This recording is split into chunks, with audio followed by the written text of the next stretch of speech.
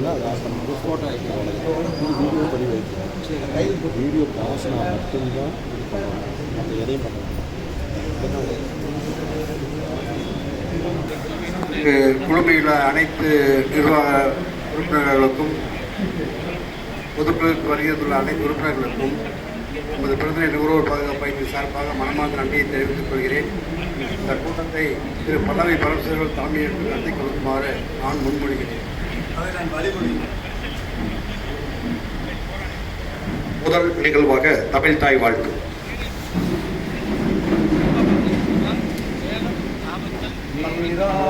கடலொழுத்த நிலமடம் சீராரும் வதனமென திகழ் பரத கண்டனலில் கணமும் அதிசிறந்த திராவிடனல் திருநாடும் தக்க சிறு பிறை முதலும் தரித்தனரும் திலகமுமே அத்திலக வாசனை போல் அனைத்துலகும் இன்பமுற எத்திசையும் புகழ் மணக்க இருந்த பெரும் தமிழனங்கே தமிழனங்கே உன் சீரிழமை திறம்பியந்து செயல் மறந்து வாழ்த்ததுமே வாழ்த்ததுமே வாழ்த்ததுமே. நன்றி. நமது பெருந்துறை நுகர்வோர் பாதுகாப்பு மையத்தினுடைய 20வது ஆண்டு பொதுக்குழு கூட்டம் இப்பொழுது இனிதே துவங்குகிறது. இந்த கூட்டத்திற்கு வருகின்றிருக்கின்றவரை வரவேற்கும் பொருட்டு நமது அமைப்பினுடைய துணைத் தலைவர் திரு P.A. மாரியப்பன் அவர்களை வரவேற்பை நிகழ்த்துமாறு அன்போடு வேண்டுகிறேன். இங்கு வருகை புரிந்துள்ள அனைத்து பொறுப்பாளர்களுக்கும் செயற்குழு உறுப்பினர்கள் நிர்வாக உறுப்பினர்கள் அனைவருக்கும் தலைவர்கள் செயலாளர் மற்றும் அனைத்து பொறுப்பாளர்களுக்கும் நுகர்வோர் பாதுகாப்பு அமைப்பின் துணைத் தலைவர் என்ற முறையினுடைய நன்றி கலந்த நன்றியை தெரிவித்துக் கொள்கிறேன். இந்த கூட்டத்தை இங்கே நடத்தி கொடுக்குமாறு பணிவுடன் வேண்டிக் கொள்கிறேன். அனைவரும் இந்த கூட்டத்துக்கு வருகை புரிந்துள்ள அனைவரையும் நுகர்வோர் பாதுகாப்பின் சார்பாக வருக வருக என்று வரவேற்கிறேன். நன்றி துணைத் தலைவர் மாரியப்பன் அவர்களே. இப்பொழுது நாம் இரங்கல் தீர்மானம் ஒன்று நமது அமைப்பினுடைய செயற்குழு உறுப்பினராக இருந்த திருமதி தங்கமணி அவர்கள் உள்ளிட்ட பல பொதுக்குழு உறுப்பினர்களே நமக்கு தெரியாத சிலதெல்லாம் அவங்களாம் காலமாயிருக்கிறாங்க. அவங்களுக்கு நாம் அனைவரும் எழுந்து நின்று ஒரு நிமிடம் மௌன அஞ்சலி செலுத்துமாறு அன்போடு கேட்டுக்கொள்கிறேன்.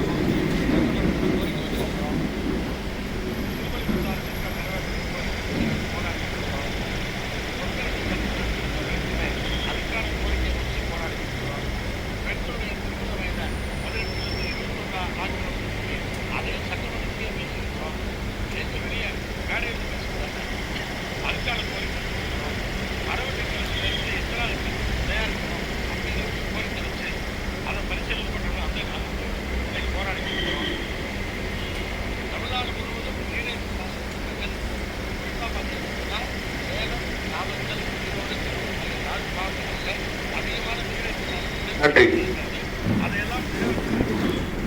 இப்பொழுது கடந்த ஆண்டின் அமைப்பின் செயல்பாடு குறித்த செயலர் அறிக்கையை நமது செயலாளர் திரு A.B. பழனிசாமி அவர்கள் வழங்குவார்கள்.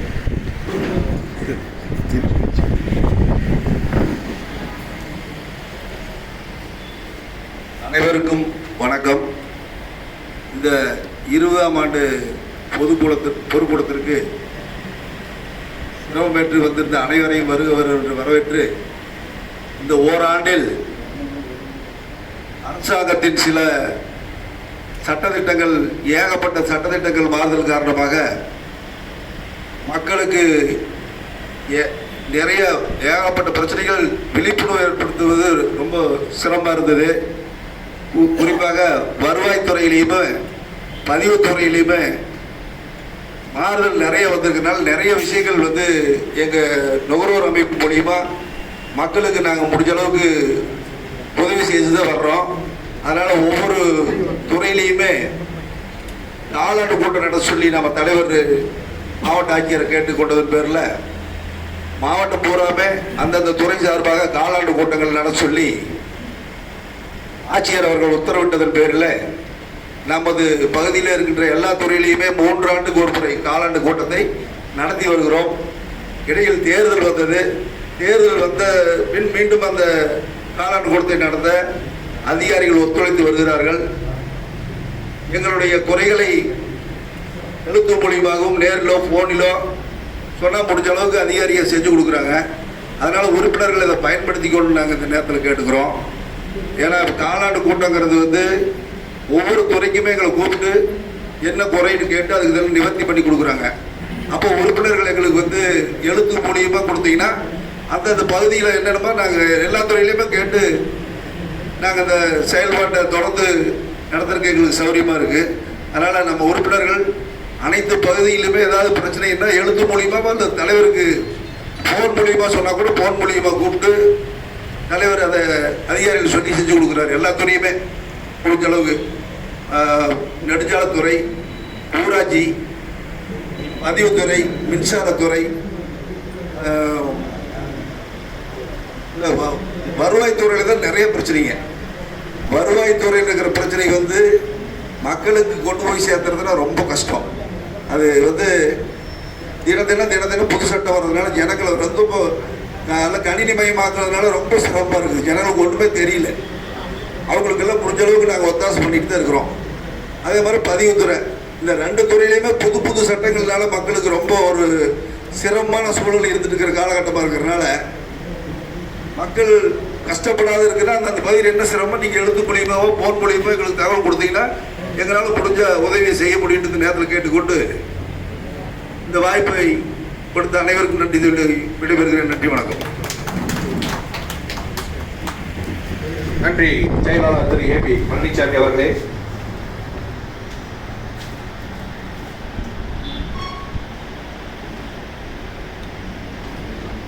கடந்த ஆண்டில் நமது அமைப்பினுடைய தணிக்கை செய்யப்பட்ட ஆண்டு வரவு செலவு கணக்கை நமது பொருளாளர் திருமதி ஹரிதா கவுடி அவர்கள் இப்பொழுது வழங்குவார்கள்.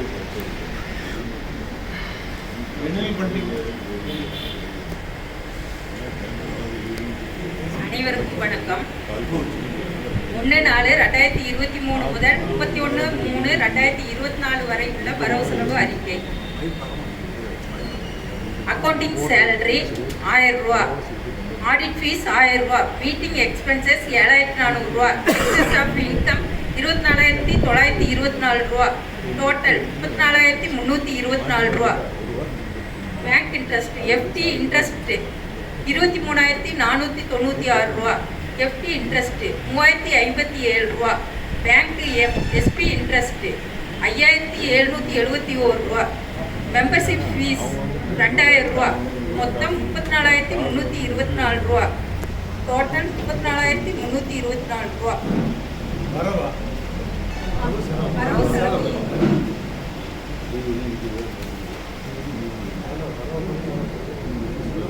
பேலன்ஸ் ஷீட் 31/3/2024 வரை.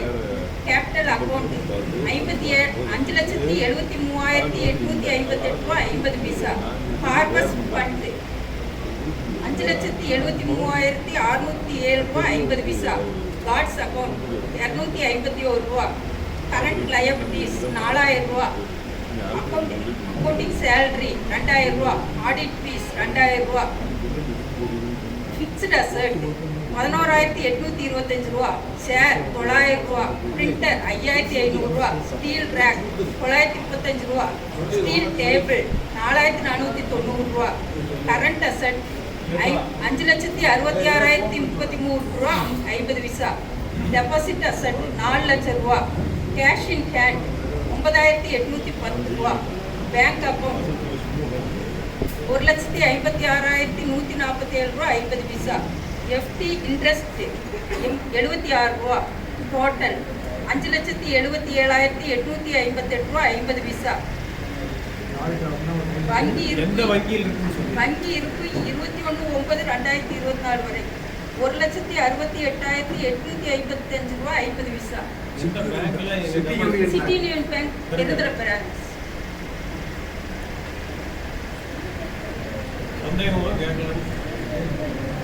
இது வந்து ஆடிட் ரிப்போர்ட்டுங்க. இதை வச்சு தான் நம்ம ரெனியூல் பண்ணியிருக்கிறோம். அது இந்த 31/3க்கு பின்னாடி வரதால நீ அடுத்த இதில் தான் வரும் செலவு கணக்கெல்லாம். இது 31/3/2024 வரைக்கும் நம்ம இது பண்ணிக்கிறோம். ஒரு வருஷத்துல புது மெம்பர் அதான் நான் சொல்றேன். அதனால இந்த வரவு செலவு நீங்க அங்கீகரிக்கிறதுனா கை நீட்டி அங்கீகரிக்கும் மாதிரி கேட்டுக்கொள்கிறேன்.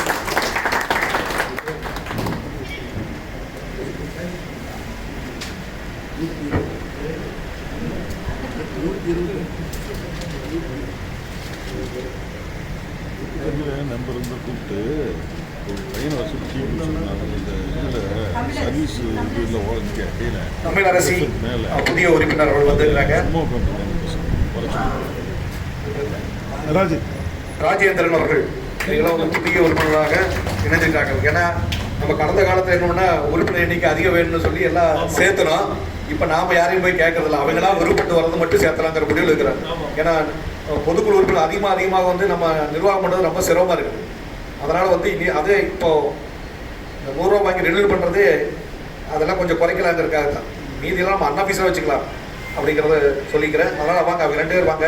இவங்க நம்ம புதிய உறுப்பினராக ஏற்றுக்கொள்ளாங்கிறது உங்கள் கரவழி மூலம் அங்கீகரிக்கும் மாதிரி கேட்டுக்கொள்கிறேன்.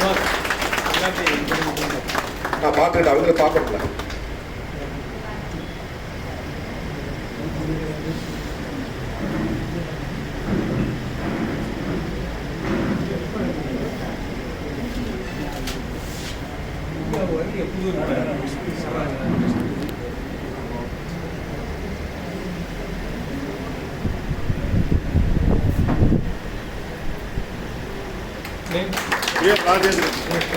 ராஜேந்திரன் பட்டக்காரன் பாளையம் பெருந்துறை ஹைஸ்கூல் படிக்கிறார்.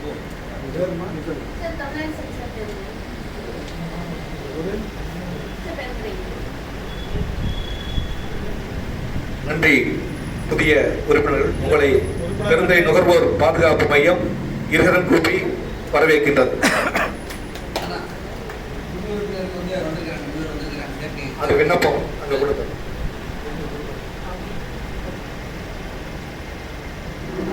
அன்பிற்கினிய பெருந்துறை நுகர்வோர் பாதுகாப்பு மையத்தினுடைய பொதுக்குழு உறுப்பினர்களே, செயற்குழு உறுப்பினர்களே, நிர்வாக குழு உறுப்பினர்களே, நண்பர்களே, உங்கள் அனைவருக்கும் முதற்கண் எனது காலை வணக்கத்தை குறித்தாக்கிக் கொள்கின்றேன்.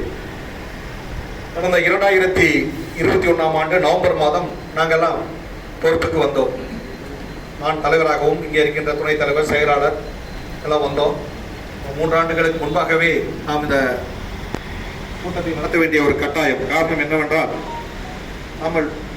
நாம் வந்து இந்த பதிவு புதுப்பிக்க செல்கின்ற பொழுது ஒவ்வொரு ஆண்டும் எனக்கு கடந்த காலத்தில் கொரோனாவுக்கு முன்பாக நாம் அப்படி தான் செஞ்சுட்டு இருந்தோம். கொரோனா வந்து 2 ஆண்டுகள் தடைப்பட்டதுனால நம்ம தள்ளி வச்சோம். நவம்பர் மாதம் இல்லை டிசம்பர் மாதம் வச்சோம். ஆனால் இந்த ஆண்டு போன வருஷம் நாங்கள் ரினியூல் பண்ணுறப்பெல்லாம் ஒன்றும் சொல்லலை. பத்திரப்பதிவு நம்ம ரினியூல் பண்ணுறப்போ ஒன்றும் சொல்லலை. ஆனால் இந்த முறை நாங்கள் போய் கொடுக்குறப்ப வந்து இல்லை நீங்கள் செப்டம்பருக்குள்ளே வந்து பொதுக்குழு முடிச்சிருக்கணும் அப்படின்னு சொன்னதெல்லாம் நம்ம கொஞ்சம் முன்கூட்டியே பழைய முறைக்கு செப்டம்பர்லேயே வச்சுக்கலாம் அப்படின்னு சொல்லிட்டு இந்த கூட்டத்தை நம்ம வச்சுக்கிறோம். இது எதுக்காக என்னன்னா நிறைய ஃபார்மாலிட்டிஸ் வந்துருச்சு. நம்ம பதிவை வந்து புதுப்பிக்கிறதுல அரசாங்கம் வந்து இப்போ எல்லாத்தையுமே ஆன்லைனில் கொண்டு போய் ஒவ்வொருடைய ஆதார் டீட்டெயில்ஸோட பதிவு பண்ணால் தான் ரினியூல் புதுப்பிக்க முடியும் அப்படின்னு சொல்லி கடந்த ஆண்டும் சரி இந்த ஆண்டும் சரி அதை நான் போய் சொல்லி விளக்கமாக சொன்னங்காட்டி அதுக்காக நம்மளுக்கு செஞ்சு கொடுத்துருக்குறாங்க. இந்த ஆண்டு இன்னும் கொஞ்சம் ரிஸ்க் அதிகமாக போயிடுச்சு. ஏன்னா அதுக்கே 2 மாதம் 3 மாதம் நம்ம டைம் எடுத்துக்கக்கூடிய ஒரு சூழல் ஆயிடுச்சு. அதனால் வர காலத்தில் இப்போ நம்ம அதுக்கு அந்த 100 ரூபாயுமே எதுக்காக 100 ரூபாய்னா அதுக்காக வாங்குறதில்ல. அப்போ தான் கொஞ்சம் நமக்கு ஒரு பிடிப்பு இருக்குங்கிற ஒரு காரணத்துக்காகத்தான் ஒரு 100 ரூபா ஃபிக்ஸ் பண்ணி அதை ரினியூல் பண்ணுங்கன்னு சொல்லி நம்ம அந்த நடைமுறைக்காக இப்போ வாங்கிட்டு இருக்கிறேன்.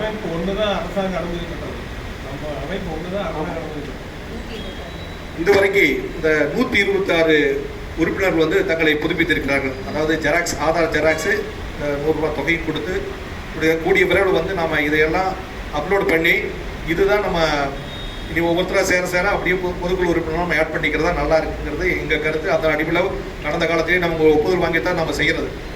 போன வருஷம் கொஞ்சம் பேர் கொடுத்தாங்க, இடையில கொஞ்சம் பேர் கொடுத்துருக்குறாங்க.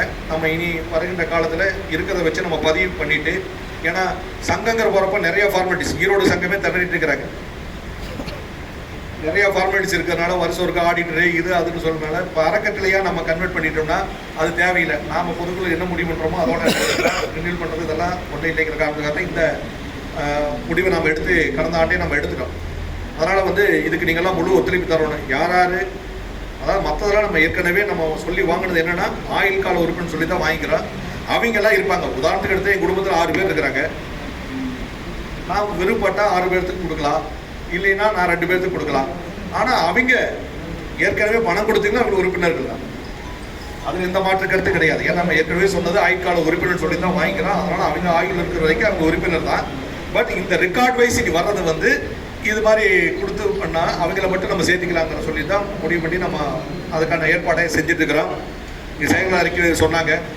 இந்த காலாண்டு கூட்டமே எப்படின்னா முதல்ல வந்து மாவட்ட ஆட்சியர் அலுவலகத்தில் தான் நடந்ததுங்க. 3 மாதம் இருக்கா கட்டாயம் இங்கே கூட்டம் போடணும். அது 1 மாதத்துக்கு முன்னாடியே நமக்கு வந்து தகவல் சொல்லி உங்கள் பொருள் எல்லாம் ஏதாச்சும் இருந்தால் அனுப்புங்கன்னு சொல்லுவாங்க. நாம் அனுப்புவோம். அதுக்கு வந்து அங்கே வந்து அவங்க பதில் சொல்லுவாங்க ஒவ்வொரு துறை ரீதியாக. இது என்ன ஆச்சுன்னா மீட்டிங் அங்கே 3 மணி 4 மணின்னு ஆரம்பிக்கிறேன்னா அங்கே அதிகாரி வர்றதுக்கெல்லாம் கிட்டத்தட்ட 1 மணி நேரம் 1.5 மணி நேரம் லேட் ஆயிடுது. பார்த்தீங்கன்னா 5 மணி 6 மணிக்கு தான் இந்த முறையாக கூட்டம் நடக்குது. மாவட்டத்திலிருந்து அத்தனை அதிகாரிகள், மாவட்ட நுகர்வோர் அமைப்பில் இருக்கிற அத்தனை பேர் அங்கே வந்து அவங்க ஒவ்வொருத்தர் பிரச்சனையாக கேட்குறப்ப மணி இரவு ரொம்ப நேரம் ஆயிடுது. அப்புறம் தூரம் போகிறீங்களா ரொம்ப சிரமம் அப்படின்னு சொல்லிட்டு தான் நாங்கள் தான் ஒரு கோரிக்கையை வச்சோம்.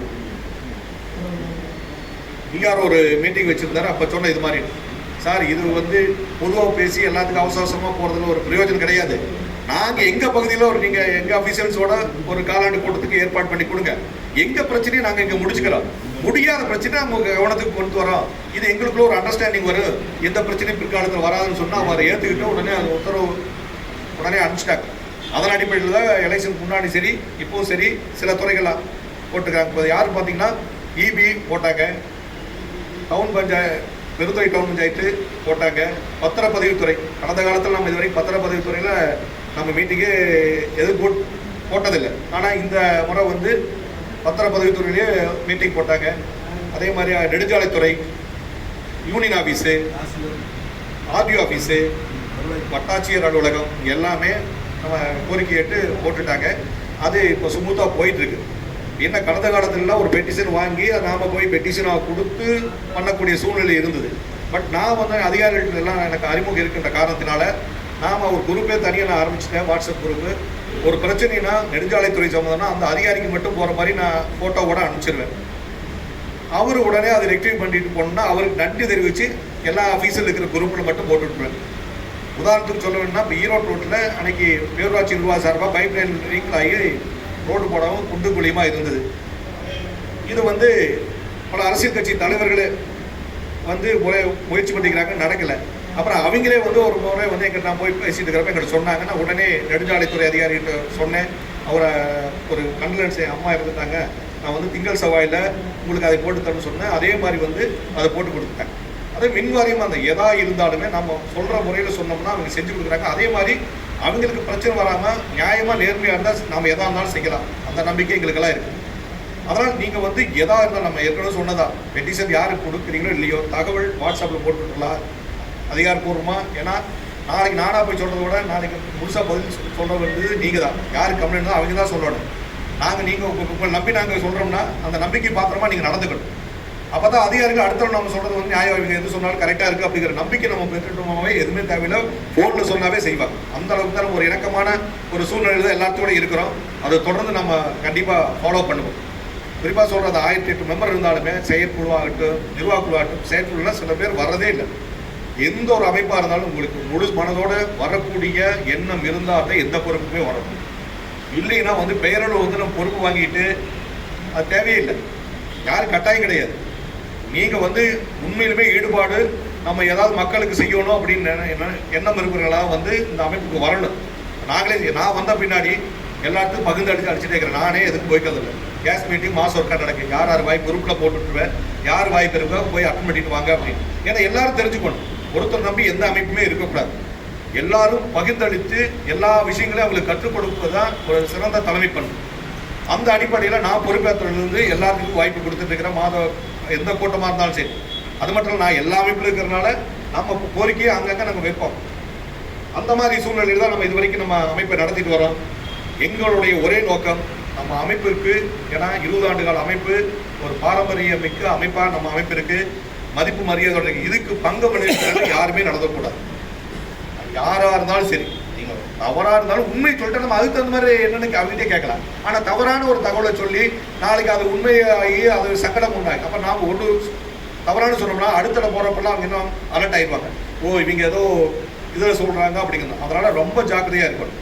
காரியம் செஞ்சு கொடுக்கலாம், ஆனால் அது நியாயம் இருக்கணும். தனிப்பட்ட விருப்பம் இதெல்லாம் எதுவுமே இல்லாமல் பொதுவான நோக்கில் இருக்கிறத நீங்கள் தயவு செய்து சொல்லலாம். நீங்கள் கவனத்துக்கு வாட்ஸ்அப் நம்பர் இருக்குது, நீங்கள் அதுக்கு வந்து அனுப்பிச்சுட்டா நான் எப்போ வேணாலும் அதை செய்ய தயார் இருக்குது. பொறுப்பு இருந்தாலும் சரி இல்லைனாலும் சரி. அந்த அளவில் வந்து நீங்கள்லாம் வந்து தொடர்ந்து நமது அமைப்புக்கு ஒத்துழைப்பு தரணும். இந்த அறக்கட்டளை வந்து இந்த ஆண்டு ஆமாம்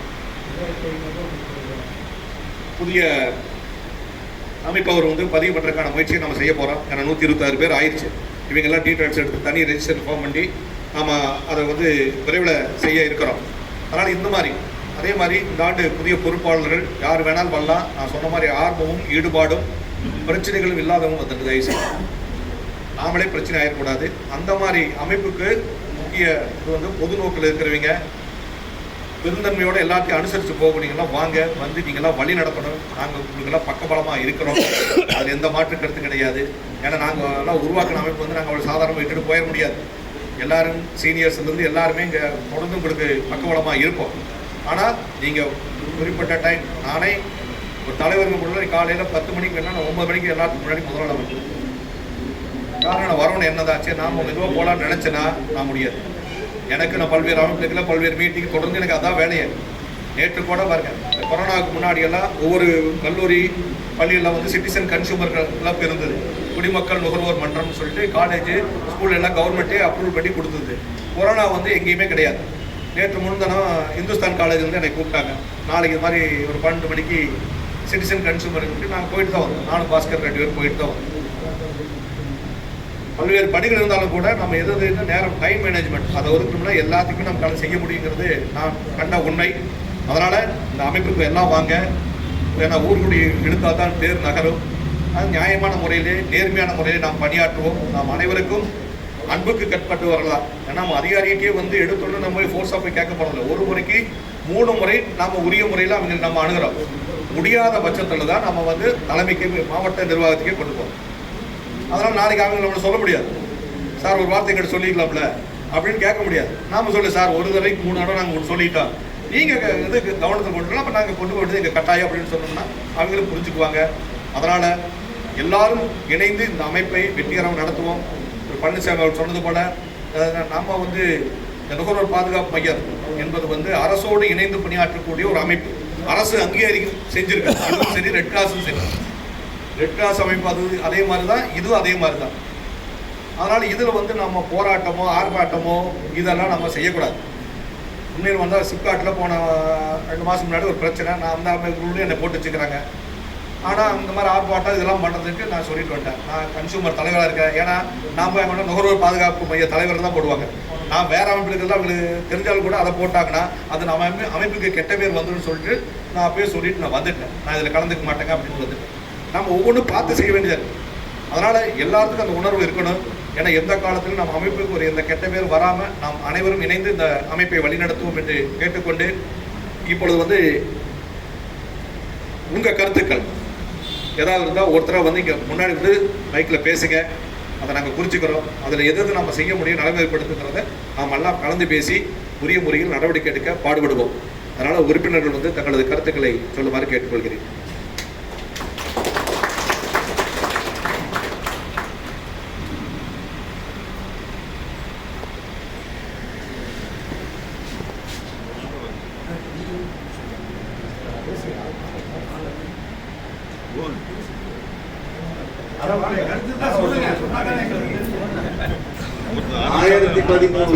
உறுப்பினர்கள் அதுல கோரம் வந்து 400 பேர் வரணுங்கிறது விதி முதல்ல. இப்போ அப்படி 140 பேருக்கு போன வருஷம் வந்ததுனால நாங்கள் என்ன பண்ணோம்னா கோரத்துக்காகவே 10ல் 1 இருந்தால் போதுங்கிறது வந்து மனுவை கொடுத்தோம். அதுக்கு 2000 ரூபா கட்டி ரிஜிஸ்டர் பண்ணால் தான் அந்த தீர்மானத்தை ஏற்றுக்கிறாங்க பதிவுத்துறையில். அதையும் பண்ணிட்டு வந்து வச்சுக்கிறோம். அதனால் மயிலாவில் மாற்ற சொல்லிட்டோம். மாற்றியாச்சு, ரெக்கார்டு மாற்றியாச்சு. அது பதிவுத்துறையிலே மாற்றிட்டாங்க. அதனால் 1000 பேரில் 100 பேர் வந்தால் கூட போதுங்கிற மாதிரி மயிலாவில் மாற்றி அதுக்கு 2000 ரூபா கட்டி ரிஜிஸ்டர் எண்ணி பார்க்கணுங்க. கவுண்டிங் எவ்வளோ பேர் வந்திருக்காங்க டேபிளாக 61 100 பேரே எட்டல. ஆனால் நிறைய விஷயங்களை வந்து நீங்கள் வந்து நுகர்வோர் அமைப்புக்கு தகவல் கொடுத்து பண்ணீங்கன்னா நிறைய காரியம் ஈஸியாக பண்ணலாம். லஞ்ச லாவணியம் இல்லாமல் பண்ணலாம். அப்படி தான் போயிட்டு இருக்குது. நிறைய காரியங்கள் பண்ணி கொடுத்துட்ருக்குறோம். அதனால் நான் உறுப்பினர்களை சொல்லி நீங்கள் தகவல் கொடுக்க தலைவருக்கு ஃபோன் பண்ணி சொன்னீங்கன்னாவே போதும், நிறைய காரியம் பண்ணலாம். அதிகாரி ஒத்துழைக்கிறாங்க. இந்த காலாண்டு கூட்டம் வந்து அந்தந்த ஆஃபீஸில் போகிறதுனால நம்ம கூப்பிட்டு சொன்னோம்னா நடக்குது. கலெக்டர் கவனத்துக்கு போயிருமே அப்படிங்கிறதுக்காக அதிகாரி செஞ்சு கொடுக்குறாங்க. அதனால் எல்லாருமே இந்த உறுப்பினர்கள் எல்லாம் கொஞ்சம் கூட்டமாக வந்து அந்த அமைப்பை வலுப்படுத்தணுங்கிறது எங்களோட கோரிக்கை. பேசுங்க, யாராவது பேசுங்க சார். பஞ்சாயத்து பேசணும், நிறைய விஷயம் வச்சுக்கிறது. இல்லை நீங்கள் பேசுங்க. நீங்கள் தான் முதல் விஷயம் தான் ஆரம்பிங்க. யாரு பூனைக்கு மை கட்டுறது எல்லாம் யோசிக்கிறாங்க, மைக்க பிடிக்கிறது எல்லாம் பயப்படுறாங்க.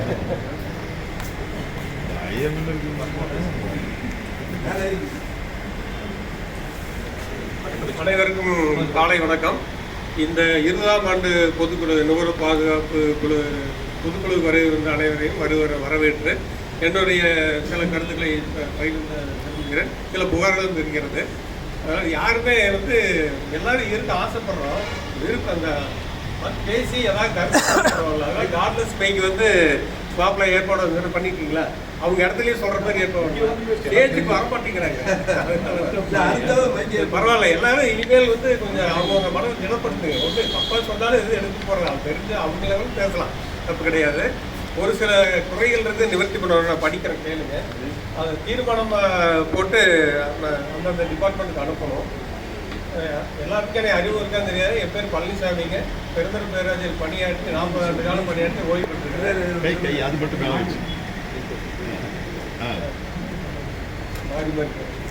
படிக்கிறது சொல்லி அதனால தெரியாதுன்னு தெரிஞ்சுங்க. என்னுடைய ஃபோன் நம்பர் எல்லாம் சொல்றேன். எது பிரச்சனைனாலும் பொறுப்பு இருந்தாலும் இல்லாட்டியும் வந்து நான் சேவை செய்யணும். பொறுப்பு இருந்தால் செய்யணுங்கிறது இல்லைங்க. பெருந்தரில் வந்து பல பிரச்சனை இருந்துங்க. ஈரோடு கோயம்புத்தூர்ல பெருந்தரி பஸ் ஏற்ற மாட்டாங்க, உட்கார விட மாட்டாங்க. நாங்கள் ஒரு 20 பேர் எல்லாம் போராடி இந்த இன்னைக்கு வந்து பெருந்தரில் ஏறின ஒன்றும் சொல்லாமல் ஏற்றிட்டு வராங்க. அதனால் பழைய உறுப்பினர்கள் எல்லாருக்கும் தெரியும், நீங்களும் தெரிஞ்சுக்கலாம். பஸ்ஸில் வந்து சீசன் டைமில் விழா காலங்களில் லீவ்லையெல்லாம் வந்து பெருந்தரை நெல்லுன்றுவாங்க. இப்போ அந்த பேச்சே இல்லை. கோயம்புத்தூர் இருந்தாலும் சரி, ஈரோட்டில் எங்கே வந்தாலும் பெருந்தையிட ஏற்றி இறக்கி விட்டுருவாங்க. இன்னும் சில குறைபாடுகள் டிரான்ஸ்போர்ட்டில் இருக்குது, நீங்கள் தைரியமாக தெரியப்படுத்தலாம். பைபாஸ் ரைடு போட்டு பெருந்தரை வர வேண்டிய பஸ்ஸே பைபாஸில் போயிடுறாங்க, இறக்கி விட்றதில்ல. அந்த மெயின் காஞ்சிக்காய் ரோடு, அது கொத்தாமன் ரோடு அங்கே இறக்கி விட்றாங்க. அதை சீர்படுத்தணும். அதை கோரிக்கை தலைவர் தீர்மானம் செய்வீங்க. அடுத்த வருஷம் படிக்கிறேன். ஒரு 7-8 பாயிண்ட் இருக்குங்க, கேளுங்க. பெருந்துறை தினசரி மார்க்கெட் முன்புறம் உள்ள நெடுஞ்சாலைத்துறைக்கு உட்பட்ட சாலையை ஆக்கிரமித்து வியாபாரிகள் கடை வியாபாரம் செய்து வருவதால் போக்குவரத்து இடையூறு ஏற்பட்டு வருகிறது. இச்சூழ்நிலையை தவிர்க்க முறைப்படுத்த பேரூராட்சி, போக்குவரத்து காவல்துறை மற்றும் நெடுஞ்சாலைத்துறை அதிகாரிகளுக்கு தீர்மானம் ஏற்று கடிதம் அனுப்புதல். 2. பழைய பஸ் நிலைய 4 ரோட்டில் ஈரோடு செல்லும் பஸ் நிறுத்தத்தில் பேருந்துகள் போக்குவரத்துக்கு இடையூறாக நின்று பயணிகளை ஏற்றி இறக்கி செல்லும் பேருந்து ஓட்டுநர்கள் மீது நடவடிக்கை எடுக்க வேண்டும். அதாவது வந்து காவல்துறையில் வந்து ஒரு 4 டிரைவருக்காவது ஃபைன் கொண்டாந்து அவங்க வந்து சொல்லிட்டாங்க, கொஞ்சம் தள்ளி நிறுத்தவும் பயப்படும். டிவைடர் வச்சுமே வண்டி நிறுத்துறது இல்லைங்க. நீங்கள் எல்லோரும் பார்த்துருப்பீங்க நினைக்கிறேன். இதெல்லாம் வந்து முறைப்படுத்தலைன்னா பெரும் விபத்து வந்து ஏற்பட வாய்ப்பு இருக்குது. அடுத்தது நம்ம பொதுமக்கள்கிட்டையும் சில குறைகள் இருக்குதுங்க. நான் பேரூராட்சி 2 பேரூராட்சிகளும் போலும் தினம் வந்து டெய்லி காலையில் குப்பை அனுப்புறாங்க, க்ளீன் பண்ணிட்டு போகிறாங்க. திரும்ப வந்து அவங்க டைம் 7 மணி 8 மணிக்குள்ள வர்றாங்க, ஒரு 9 மணிக்கு வர்றாங்க. காத்திருந்து அவங்ககிட்ட தான் அந்த குப்பை கொடுக்கணும். எல்லாரும் அவங்க போனதுக்கப்புறம் ரோட்டில் போகும்போது குப்பை வீசுறது இதெல்லாமே நம்ம தவிர்க்கணும். நாம் விழிப்புணர்வு மற்றவங்க போட்டால் கூட சொல்லணும், கூச்சப்பட வேண்டிய அவசியமே இல்லைங்க. அதனால் அந்த பேரூராட்சியை வந்து தகவல் தெரிவித்து அந்த ஒவ்வொரு வீடுகளுக்கும் நோட்டீஸ் கொடுப்பிக்கணும். பொதுமக்கள் வந்து இந்த பொது சுகாதார சீர்திருத்த சட்டம் திருத்தம் இருக்குது, அதில் வந்து அபராதம் கூட போடலாம். அதை எடுத்தோன்னே போடாமல் அவங்களுக்கு அவேர்னஸ் ஏற்படுறதுக்கு நோட்டீஸ் வீடு வீடாக கொடுக்கறதுக்கு ஏற்பாடு பண்ணணும். 2 பேரூராட்சியும் கேட்டுக்கிறது தீர்மானம் எடுக்கணும். கொடுக்குறேன், நீங்கள் எழுதி. மற்றும் பெருந்துறை புதிய பேருந்து நிலையத்தில் கோவை, திருப்பூர், மேட்டுப்பாளையம் செல்லும் பேருந்துகள் நிற்கும் இடங்களில் பயணிகள் நலக்கூட இல்லாமையால் வெயில் மற்றும் மழைக்காலங்களில் பொதுமக்கள் மிகவும் சிரமப்பட்டு வருகிறார்கள். எல்லாரும் தெரிஞ்ச விஷயம் தான், யாரும் இந்த பஸ் ஸ்டாண்ட் போகலாம் கிடையாது. இது வரைக்கும் நான் அதெல்லாம் பணியாற்றினா அங்கே இருந்துகிட்டே ஃபோர்ஸ் பண்ணி என்னால் வேலையை வாங்க முடியல. அதனால் அந்த அமைப்பு மூலயமா தான் ஃபோர்ஸ் பண்ணணும். ஏன் நான் முதலெல்லாம் போய் கலெக்டர் லெவலில் வந்து தலைவரே மற்றவங்களாம் போகிற அளவுக்கு இருந்தது. ஆனால் அங்கே போய் ஆஃபீஸ் வந்து வலியுறுத்தணும், அதை கவனமே எடுத்துக்க மாட்டேங்கிறாங்க யாருமே. அதனால் நம்ம அமைப்புக்குள்ளே ஸ்ட்ராங்காக நீங்கள் எல்லாம் ஒத்துழைப்பு கொடுத்தீங்கன்னா அந்த பணி உடனே நிறைவேற்றணும். எப்படி பண்ணணும்னா ஃபஸ்ட் ஸ்டாண்ட் ரெனியூல் ஒவ்வொரு வருஷம் ஜூன் மாதம் வருது. இப்போவே தபால் கொடுத்துட்டா அடுத்த ஜூனில் ரெனியூல் பண்ண மாட்டாங்க. ஃபஸ்ட்டு நிலப்படம் போட்டால் தான் பண்ண முடியும். அந்த சட்டம் இருக்குது. அதனால் அவசியமாக அது வந்து முக்கியமான தீர்மானமாக எடுத்து அனுப்பணும்னு சொல்லி தலைவர் கேட்டுக்கிறேன். அடுத்தது பெருந்துறை காவல் நிலையம் ரவுண்டா முதல் அரசு மருத்துவமனை வரையிலும் அரசு மருத்துவமனை எதிர்ப்புறமுள்ள நடைபாதைகளில் ஆக்கிரமிப்பு செய்யப்பட்டுள்ளதை அகற்றி பொதுமக்கள் நடந்து செல்ல வசதி ஏற்படுத்த நெடுஞ்சாலைத்துறைக்கு கடிதம் அனுப்ப தீர்மானம் வேண்டது. நீங்கள் பார்த்துருப்பீங்கன்னு நினைக்கிறேன். ஹைவேஸ் ரோடு இப்போ பஞ்சாயத்துலேருந்து பழைய பஸ் ஸ்டாண்ட் வரைக்கும் ஹைவேஸ் ஒப்படைச்சாச்சு. ரோடு நல்லா போட்டிருக்காங்க. நடவாது பார்த்துருப்பீங்கன்னு நினைக்கிறேன். பெருந்துறை போலீஸ் ஸ்டேஷன் அது ஏறி போக முடியுமா? யூஸ் இல்லாமல் தனியார் ஒரு 10 வீட்டுக்கார ஆக்கிரமிப்பு பண்ணுறாங்க, கணக்கார் பண்ணியிருக்காங்க. அது ஆப்போசிட் சைடு ஜிஹெச் ஆப்போசிட்லேயும் பொதுமக்கள் நடந்து போனால் விபத்து எல்லாம் இருக்கும். அதெல்லாம் எடுக்கிறதுக்கு ஹைவேஸ் கேட்டுக்கிற ஒரு தீர்மானம். அடுத்தது பெருந்துறை டு வெள்ளூர் செல்லும் சாலையில் பெருந்துறை ஆர்எஸ் அருகில் உள்ள நுழைவுப்பாலம் குறுகியதாக உள்ளதால் அடிக்கடி போக்குவரத்து பாதிப்பு ஏற்பட்டு வருவதால் புதியதாக மேம்பாலம் அமைக்க தமிழக முதல்வர்களுக்கும் ஈரோடு பாராளுமன்ற உறுப்பினர் மற்றும் அப்போது சட்டமன்ற உறுப்பினர் ஆகியோருக்கு தீர்மானம் வேண்டி கடிதம் அனுப்ப வேண்டும். நம்ம நேரில் போய் பார்க்கணும்.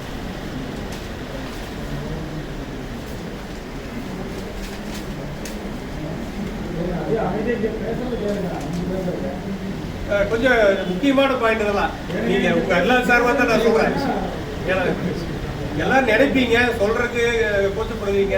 எல்லா சார்பாக சொல்கிறேன். நான் விட்டு போன நீங்களும் சொல்லலாம். பெருந்துறை பகுதி மழைக்காலங்களில் அனைத்து பகுதிகளில் இருந்தும் செல்லும் தண்ணீர் கொங்கு பொறியியல் கல்லூரி அருகில் பல வருடங்களுக்கு முன் அமைக்கப்பட்ட சிறிய அணைக்கட்டில் தேங்கி நின்று அவை நிரம்பி வீணாகி வந்து காவிரி ஆறு வரைக்கும் போகுதுங்க. நந்தா காலேஜ் பக்கத்தில் வாய்க்கால் கடையில் இருக்க அந்த தண்ணி போயிங்க. அப்புறம் கூரபாளையத்துக்கு அந்த வேஸ்ட் வாட்டர் போய் செங்கோடப்பாளையம் மண்டலத்துலேருந்து காவிரி ஆறு தான் போகுது, வரப்பாலம் போய் போகுது. அதை வந்து பெரிய ஒரு அணையாக கட்டுறதுக்கு தீர்மானம் வைத்து நம்ம வந்து முறையாக அப்ரோச் பண்ணி எப்படியாவது ஒரு 2 வருஷத்தில் ஆச்சுன்னா இந்த தண்ணி தேங்கினாங்க. பெருந்த வறட்சி காலத்தில் பார்த்தீங்கன்னா தண்ணி குளங்குட்டையெல்லாம் நிரப்பி தண்ணி இல்லாமல் இருக்குது. இப்போ எல்லா குளத்தையும் நிரப்பினாலே போர் வாட்டர் ஈல்டு கிடைக்கும்.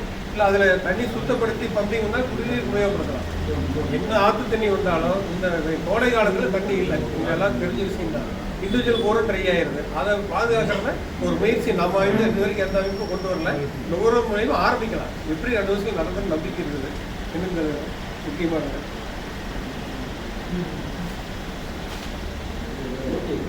பெருந்துறை பேராட்சிக்கப்பட்ட கோவை ரோடு பொது மயானத்தில் இறந்த மனித உடல்களை புதைக்கும் இடத்தை சுத்தமாக வைத்துக் கொள்ள பெருந்துறை பேராட்சி கேட்டுக்கொள்ளுங்க. அங்கே நீங்கள் ஏதாவது வந்து அனாத குடம் சில சமூகமெல்லாம் வந்து இருக்க மாட்டாங்க. அதை புதைக்கிறதுக்கு போய் அவங்க இடம் கண்டுபிடிக்கிறது பெரிய விஷயம். குடியிருப்பவராக இருக்குது. நான் பேராட்சியில் இருந்தேங்க. எனக்கு குடிநீர் விநியோகப்பட்டிருக்கிறதுனால அதை பெருசாக அவங்கள்ட்ட கம்பல் பண்ண முடியல. இப்போ அமைப்பு மூலிமா அந்த இடத்த நீங்கள் பல பேர் பார்த்துருப்பீங்க. போனீங்கன்னா அது மிட் நைட் ஒரு கொடுக்க வேண்டியதுன்னா தேட வேண்டியதாக இருக்குது. லைட் வெளிச்சம் இல்லை, சுகாதாரம் சுத்தம் இல்லாமல் இருக்குது. அதை அப்பப்போ சுத்தம் வச்சுன்னு சொல்லி பேராட்சி கேட்டுக்கணும். பெருந்துறை நகரில் 2 பேராட்சி உள்ள குப்பை சேகரித்து வருகின்ற குப்பை கிடங்குகளில் மலை போல் குவிக்கப்பட்டுள்ள குப்பைகளில் அடிக்கடி தீப்பிடித்து எரிகிறது. அதனால் ஏற்படும் புகையினால் அப்பகுதியில் வசிக்கும் பொதுமக்களுக்கு மூச்சுத்திறன் ஏற்பட்டு வருகிறது. மேற்படி குப்பைகளை உடனடியாக அப்புறப்படுத்த பேராட்சி துறைக்கு கோரிக்கை வைத்தது. இது கவர்மெண்ட்டுக்கு கொண்டு போகணும் சப்ஜெக்டை.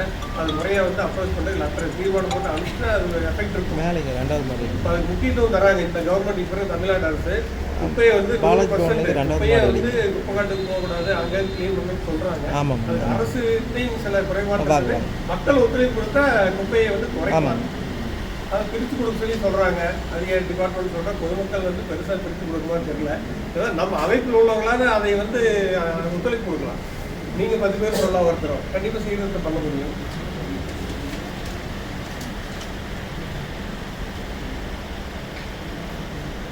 பெருந்துறை மற்றும் கருப்பாண்டி பேராட்சிகளில் பல இடங்களில் சாலைகள் தேங்கியுள்ள குப்பைகளை அகற்றாமல் பேராட்சி பணியாளர்களால் தீ வைத்து எரிக்கப்பட்டு வருவதால் அவ்வழியாக செல்லும் பொதுமக்கள் அப்பகுதியில் வசிக்கும் பொதுமக்களுக்கு மூச்சுத்தல் ஏற்பட்டு வருவதை தடுக்க நடவடிக்கை எடுத்தல். இது இந்த விஷயம் எல்லாருக்கும் தெரியும் நினைக்கிறேன். கவர்மெண்ட்டே மறைமுகமாக எழுதப்படாத சட்டம். சீப்பர்ஸ் அங்கங்கே தீ வச்சு இருக்குது, குப்பை காட்டு குப்பை வரக்கூடாதுன்னு சொல்லி ஒவ்வொரு வீட்டையும் நிறுத்துறாங்க. ஆனால் அதுக்கு ஒரு வழிமுறை சொல்ல மாட்டேங்கிறாங்க எப்படி இருக்கிறது. இன்னும் ஞாபகம் வச்சுக்க, இந்த 20 வருஷத்தில் இந்த பஞ்சாயத்து பேராட்சி குப்பை எடுக்கிற பணியாளர் பசங்கள்லாம் நல்லா படிக்கிறாங்க. கண்டிப்பாக தெருவுக்கு வந்து குப்பை எடுக்க மாட்டாங்க, கூட்ட மாட்டாங்க. நம்ம குப்பையை நாமளே சுத்தம் பண்ணுறதுக்கு சட்டம் வரப்போகுது. என்னுடைய மனசில் உறுதியமாகிட்டு இருக்குது. சொல்கிறேன் நான் எல்லாருமே. ஏன்னா நம்ம குப்பையை நாமளே எரிக்கிறது கவர்மெண்ட் ஒரு விஷயம் கொடுத்து நீ தான் எரிக்கணும், வெளியே போட்டால் ஃபைன் சொல்லக்கூடிய காலம் விரைவில் வரும். அதனால் முடிஞ்ச அளவுக்கு நம்ம வந்து ரோட்டில் போகிறவங்கள தடுக்கும். நாம மட்டும் இல்லை, நாம் ஒருத்தரும் 10 பேர் 20 பேர் சொன்னால் அவேர்னஸ் வரும். தெரு சுத்தமாக இருந்தால் தான் சுகாதாரம் இருக்கும். நம்ம படித்த பசங்க பிள்ளைங்கள யாரையும் நான் குறைய சொல்லலை, அது விழிப்புணர்வு வரணும்னு சொல்கிறேன். நான் இப்போ எல்லாம் எங்கள் ஆளு வந்து அவனும் மனசுனாங்க, நம்ம வீட்டு குப்பையை நாம் வெளியே போட்டு நாம் எடுக்கிறதே கிடையாது யாருமே. என் வீட்லேயே அதான் நான் சொல்லுவேன் நான். ஆனால் வந்து அவங்க அல்றாங்க, அது பெருந்தன்மையோடு ஏற்றிட்டு நான் பண்ணணும். அவங்களுக்கு 10-20 காசு கொடுத்துட்டு நான் பணம் கொடுத்துட்டு ஆன்லைன் கம்ப்ளைண்ட்லாம் வரக்கூடாது. அவங்க நம்மளை வந்து கை நீட்டி கேட்கறது இல்லை. இந்த அசிங்கத்தை அவன் சுத்தம் பண்ணுறான், ஏதோ பிரிவுபட்டு சாப்பிட கொடுக்குறான், அதை வந்து புகாராக பண்ணிட்டு இருக்காங்க. அப்புறம் ஈபியில் பெரிய கம்ப்ளைண்ட்டுங்க, நீங்கள் எல்லாம் அனுபவிச்சிருப்பீங்கிற வராதவங்க சொல்லியிருப்பாங்க. லேண்ட் ட்ரான்ஸ்ஃபர் ஒரு வீடு சொத்து வாங்குறீங்கன்னா அந்த ஈபி சர்வீஸ் மாத்திரங்க அவன் நிறையா நடந்துட்டு லஞ்சம் வாங்காமல் பண்ணுறது கிடையாது. நான் லாஸ்ட்டாக 2 கொடுக்க முடியும்னாங்க. ஒரு இப்போ பார்த்து ரியல் எஸ்டேட் பண்ணிட்டுனா அந்த விஷயம் எனக்கு தெரியும். ஒரு வீடு வாங்குறோம், நாளைக்கு கரையுமே அப்ளிகேஷன் கொடுத்து 100 ரூபா சார்ஜ், அந்த அன்றைக்கி நிர்பந்தப்படுத்தி ஒரு சர்வீஸ் 4000 ரூபா வாங்கிட்டு தான் டவுன் ஆஃபீஸில் கொடுத்துருக்காங்க. அதை அப்ஜெக்ஷன் பண்ணி திருப்பி கொடுக்குன்னு சொல்லிக்கிறாங்க. அதுக்கு ஒரு ஈக்கு இருக்குது, லஞ்ச ஒழிப்பு ஈக்கு. அவர் யாருக்கு இல்லைங்க, அதுக்கு ஒரு அமைப்பு இருக்குது. யாராவது வந்து உங்கள் வேலைகளுக்கு தவிர்க்க முடியாத லஞ்சம் கொடுத்து அந்த வேலையை பெற்றிருந்தீங்கன்னா துணிச்சலாக பெட்டிஷன் கொடுக்க பணத்தை திருப்பி வாங்கி தரக்கு ரெடியாக இருக்கும். அதுக்கு ஒரு அமைப்பு இருக்குது. எங்கள் அமைப்பு தெரியப்படுத்தாமல் நீங்கள் போய் நடக்கடிச்சாட்டா வந்து புகார் பண்ணிங்கன்னா தலைவருக்கோ எங்களுக்கோ ஃபோன் பண்ணிங்கன்னா அது மாதிரி கொண்டிருக்காரு. அதுக்கு முன்னாடி நடவடிக்கை நாங்களும் கூட வருவோம். ஆனால் நம்ம கொடுக்குற விண்ணப்பம் உண்மையாக சரியாக இருக்கும். நம்ம சைடு தப்பு இருக்குது, அதிகாரி சைடில் பணம் கொடுத்து வாங்கிட்டு அது நான் நிர்வாகம் கொடுக்கலாம். அதுதான் தலைவர் அப்பவே சொல்கிறார். எல்லா விஷயத்துக்கும் நாம் எடுத்தோன்னா அதிகாரிகள் போய் வந்து அவங்கள வந்து டிஸ்டர்ப் பண்ண முடியாது. நம்ம கம்ப்ளைண்ட் உண்மையாக ஃபஸ்ட்டு டச் பண்ணுவோம். பல வருடம் ஒன்று நடந்தது. ஒரு பெரியவர் வந்து குளத்தூர் ரோட்டில் வந்து பைப் லைன் ஆகிறார், பக்கத்து வீட்டில் பைப் இருக்கு, 2 பேர் சொல்லுவார். அவங்களே சண்டை போட்டாங்க, எனக்கு தனியாக வேணும்னு சொல்லி பொய் புகார் கொடுத்தாங்க. இப்போ நானும் ஒரு அலசாயம் வந்து போய் விசாரித்து புகார் பொய்யான புகார் ரிஜெக்ட் பண்ணிட்டேன். நம்ம அமைப்பில் இருக்கிறவங்க வந்து கொஞ்சம் பொறுப்பாக இருந்ததுன்னா இதெல்லாம் தலையெடுக்கலாம். அதே மாதிரி எந்த வேலைக்கு போனாலும் நீங்கள் வந்து புரோக்கரையோ கவுன்சிலையோ நியமிக்க வேண்டாம். ஒரு சில கவுன்சிலோட இருக்கலாம், யாரும் தப்பு எடுத்துக்காதீங்க. கையை விட்டு வாங்காமல் சாரி செஞ்சு கொடுங்க. நான் வந்து இது வரைக்கும் பணம் ஆல்ரெடி வாங்கிட்டு கொடுங்க. இப்போ அதை செஞ்சுட்டுங்க, அவசியம் இல்லை. உங்களுக்கு எந்த கடவுள் சொல்லலாம், நீங்கள் விசாரித்தாலும் சொல்லுவாங்க. ஒவ்வொருத்தருக்கும் வருமானம் இருக்குது, ஆண்டவன் ஏதோ ஒரு தொழில் கொடுத்துருக்கான். அவங்க லெவலில் இருக்கணும். ஒருத்தர் பாட்டை ஒருத்தர் உயரோன்னு முயற்சி பண்ணாமலேயே பொறாமப்படக்கூடாது. ஆசைப்படலாம் தப்பில்லை. அவங்க வேலையில் வருமானத்தை எச்சு பண்ணாலும் உழைக்கலாம், வெடி உழைக்கலாம். அது நம்ம கஷ்டப்பட்டு சம்பாதிச்சு அதிகாரிகிட்ட போய் வேலையே செய்யாதவங்க லஞ்சத்துக்கு அவசியம் கிடையாது. என்ன மீறி போனால் வாழ்க்கையில் ஒரு இடம் வாங்க வீடு கட்டுவோம், ஃபேக்ட்ரி ஆரம்பிப்போம். அதுக்குண்டான சர்வீஸ் வந்து சரியாக பண்ணலைன்னா அமைப்பு நீங்கள் முறையில் நடங்க. அங்கே ஒரு புரோக்கர் அமைச்சிட்டு அவனுக்கு 5000 கொடுத்துட்டு வெளியில் டீ கடையே இங்கே தான் போயிட்டு இருப்பான். அது 4 தடவை நம்மளே நடப்போம்னு சொல்கிறேன் நான். அந்த முயற்சி இருந்ததுன்னா அதிகாரிகள் வந்து காசு கேட்கறது தயங்குவாங்க. அது வேலையை முடிச்சுட்டு உங்களுக்கு சரியாக செஞ்சு பிரிவுப்பட்டு அதான் கொடுத்தீங்கன்னா அது வெளியே போகாமல் விட்டுருக்கீங்க. கொடுத்து போட்டு வந்து இவ்வளோ கொடுத்துட்டா லஞ்சம் வாங்கிட்டு எங்களுக்கு புகார் பண்ணுவாங்க. முன்னாடி வந்தீங்கன்னா நான் கண்டிப்பாக சப்போர்ட் பண்ணுவேன். லஞ்சமே கொடுக்காம இந்த வேலையை செய்ய முடியும். நம்ம அமைப்புக்கு சரியான மரியாதை இருக்குது. எல்லா ஆஃபீஸ்லையும் கன்சியூமர் ஃபோன் பண்ணாலே அவன் ஃபோன் சரியாக உட்காந்து பேசுவான். நீங்கள் பார்த்துருக்கீங்க, அந்தளவுக்கு பயம் இருக்குது. அதை அப்படியே கொண்டுட்டு போனால் அது மாநாள ஏரியா வந்து நம்ம அமைப்பு கிடையாது, மரியாதை இருக்குது. அதாவது பிரச்சனைன்னா இந்த அமைப்பில் 10 பேர் வந்துடுவாங்க. நாங்கள் அமைப்பில் 2004 ஆரம்பிக்கிறப்போ வந்துங்க 5 பேரும் 10 பேரும் இருந்தோம். நானும் தலைவர் பெரிய இடம். அப்போல்லாம் வந்து லஞ்ச ஒலிம்பிக் ஆரம்பிக்கலாம்னு ஒரு காலமான வீடியோ ஒன்று சொன்னார். லஞ்ச ஒலிம்பிக் வந்து பாறையில் போகிற மாதிரி அது ஆண்டாண்டு கொடிக்க முடியாது, நுகர்வோர் அமைப்பு ஆரம்பின்னு சொல்லிட்டு ஆரம்பித்தோம். ஆனால் எல்லாம் பொறுப்பெடுத்து மாட்டேங்கிறாங்க. பாருங்க, செயற்புற வருத்தப்படுற தலைவர் பொறுப்பெடுத்து ஆசைப்பட்டு பொறுப்பெடுக்கிறாங்க. யாருமே வந்து நிர்வாகத்துக்கு வரவில்லை. இப்போ எங்கே பொறுப்பு இருக்கிறதுலையே நாங்கள் ஒரு 10-15 பேர் எங்கிட்ட இருக்கிறோம். யார் சொன்னாலும் இவர் மூலியமாக சொல்லுவோம், இல்லை நாங்களே கருதி சொல்லுவோம். நாங்கள் சொல்லி நடக்கலைன்னா தலைவர் சொல்லுவோம். ஏன்னா அவருக்கு பவர் இருக்குது. எந்த போலீஸ் அதிகாரி அது கொண்டு வந்தாலும் இவர் காமன் மேன் ஆகிட்டார். அவர் குடும்பத்தோட ஊர் மக்கள் ஒருத்தர் தான், எல்லாத்துக்கும் மகன் வச்சுக்கலாம். அந்த அளவுக்கு அதான் அவர் குடும்பத்தையெல்லாம் அதுக்குள்ள தங்கச்சி பார்த்துக்குவேன். அது வந்துடுவார் விரைவில். அதான் எனக்கு தெரிஞ்ச கருத்துக்கள் சொல்லியிருக்கேன். யாருக்காவது பிரச்சனை இருந்தால் தயவு செஞ்சு இங்கே வந்து சொல்லுங்கள். 2-3 மேட்டர் பேசினா தான் நாங்களும் தலையெடுக்க முடியும். இந்த அமைப்பு வந்து இன்னும் வளரணும். யாருமே இந்த மெசேஜ் போட்டு காலையில் பல பேர், அன்றைக்கு காலையில் 20 பேர் சொன்னாங்க. இப்போ வீட்டு போய் யாருமே வரல. அதனால வந்து இங்க கருத்து சொல்லுங்க, ஒரு மெஜாரிட்டி காமிங்க. முதல்ல நாங்கள் ஒரு அமைப்பு வச்சிருந்தோம் இந்த 10 வருஷத்துக்கு முன்னாடி. ஒரு பிரச்சனைனா ஒருத்தருக்கு ஃபோன் வந்தால் ஒரு 10 பேர் ஃபோன் பண்ணோம். அந்த 10 பேர் இந்த 100 பேர் வந்து ஸ்பாட்டுக்கு வரணும்.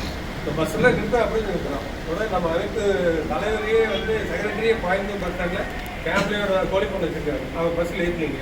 உடனே வந்து ஃபோன் பண்ணார். அவர் கண்டக்டர் வந்து அவர் கோழிப்பண்ணை தப்பால் வச்சுருக்காரு. நீ காமி சொல்லிடுறார். அவர் காட்ட முடியாதுன்னு சொன்னாலும் தீவிரவாதின்னு சொல்லி அவர் டெலிட் பண்ணிட்டான். எல்லா பஸ்லையும் அவர் ஏற்றினீங்க. அப்புறம் அவர் எனக்கு ஃபோன் பண்ணாரு. நான் தலைவர் சொன்னேன், எந்தெந்த பஸ்ஸில் ஏற்றலையோ நீ ஃபேமிலியோட வந்துருக்கீங்க, ஏற்றுற பஸ்ஸில் ஏற்றிட்டு வாங்கன்னு சொல்லிட்டு 8 பஸ்ஸு பஸ் ஸ்டாண்டில் நிறுத்தி நைட்டு 2 மணி வரைக்கும் போலீஸ் ஸ்டேஷனில் எஃப்ஐஆர் போட்டு தான் அனுப்பணும். அதுக்கப்புறமே வந்து அவங்க டிரான்ஸ்போர்ட் சாங்கிறதுனால போலீஸ் அதிகாரி பயப்படுறாங்க. ஏன்னா திடீர்னு தமிழ்நாடு கூட சைட் பண்ணிடுறாங்க. அப்போ நாங்கள் எஃப்ஐஆர் போடுங்க, நான் கேஸ் நடத்துன்னு சொல்லுவோம். கேஸ் அவங்க தான் வழக்கில் வெற்றி பெற்றாங்க. இந்த டீன் வந்து எங்களை கூப்பிட்டு அவர்கிட்ட பைசல் கொடுத்தாங்க. பைசல் வேண்டாம், சட்டப்படி நீதிமன்றம் என்ன சொல்ல கட்டப்படும்னு சொல்லியிருக்காங்க. அது இருந்தாலும் அந்த நிகழ்ச்சி வந்து இன்னைக்கு வரைக்கும் எல்லா அதிகாரி, போக்குவரத்து அதிகாரி, காவல்துறைக்கு இருக்குது. அமைப்பில் வந்துருவாங்க அப்படிங்கிறது. ஒரு என்ன சிரமங்கள் போக்குவரத்தில் இருந்தாலும் சரி, அனைத்து துறையில் இருந்தாலும் சரி, தைரியமாக வந்து எழுத்து மூலியமாக நேரம் தான் கொடுங்க. இல்லைன்னா வாட்ஸ்அப் குரூப் போடுங்க. என் நம்பர் வேற நோட் பண்ணிங்க எல்லாரும். 98 65 பொறுப்பில் இருந்தாலாட்டி நான் வருவேன். 98 65 22 29 17. தெரியாதவங்க கேட்டுக்க நான் தான் இருக்கிறேன். மற்றபடி உங்கள் கருத்துக்களை வச்சு சொல்லலாம். இதுவரைக்கும் எனக்கு தெரிஞ்ச கருத்துக்களை சொல்லிட்டேன். வாய்ப்புகளுக்கு நன்றி.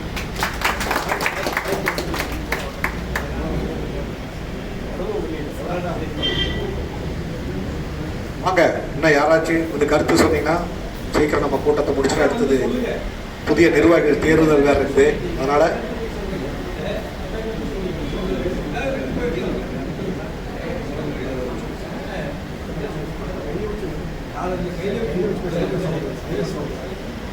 புதுவியூர் உறுப்பினர் வணக்கம்.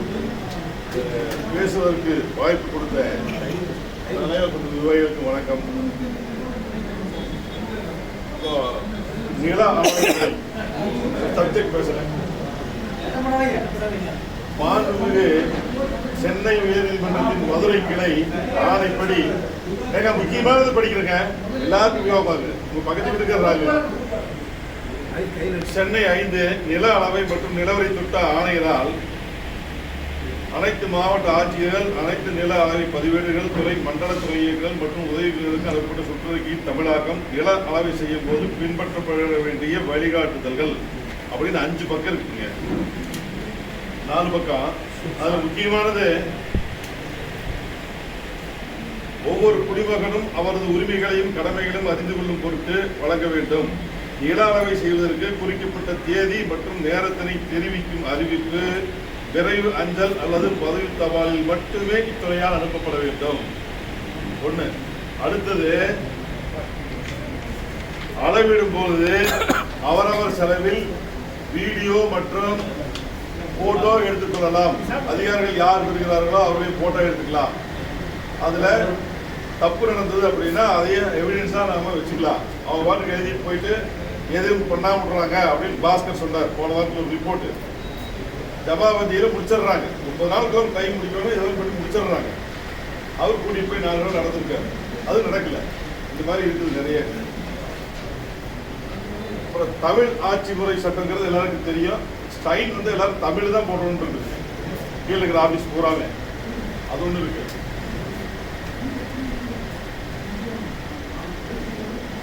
அப்புறம் பட்டா மாறுதல்ல நிறைய கேஸ்ல ஜட்ஜ்மெண்ட் நில நிர்வாக ஆணையர் கடிதம் எல்லாம் இருக்குதுங்க. அதுக்கு காப்பி வந்து இருக்கு. எல்லாரும் வாங்கிக்கோ, ஜெராக்ஸ் வாங்கிக்கோங்க. அது நிறைய விஷயம் இருக்குது. உயர்நீதிமன்றம் நிறைய கொடுத்துருக்குது. அது நிறைய பேர் போய் சேராமல் இருக்கலாம். கடைசியா 16/11/2023 நம்ம தலைமை நீதிபதியுமே பரத சக்கரவர்த்திங்கிற ஒரு அருமையான ஜட்ஜ்மெண்ட் கொடுத்துருக்குறாங்க. அந்த ஜட்ஜ்மெண்ட் எல்லாம் எல்லார் கையிலும் இருக்கணும். கடைசியா கொடுத்தது அந்த ஜட்ஜ்மெண்ட்டுடைய காப்பியை அநேகமா வாட்ஸ்அப்ல தலைவருக்கு அனுப்பிச்சுட்டா அவர் எல்லாருக்குமே ஃபார்வர்ட் பண்ணிடுவார். இது எல்லாருக்கும் யூஸ் ஆகும். காப்பி வேணாலும் இருக்குது, இது ஜெராக்ஸ் எடுத்து அப்புறம் கொடுத்துடலாம்.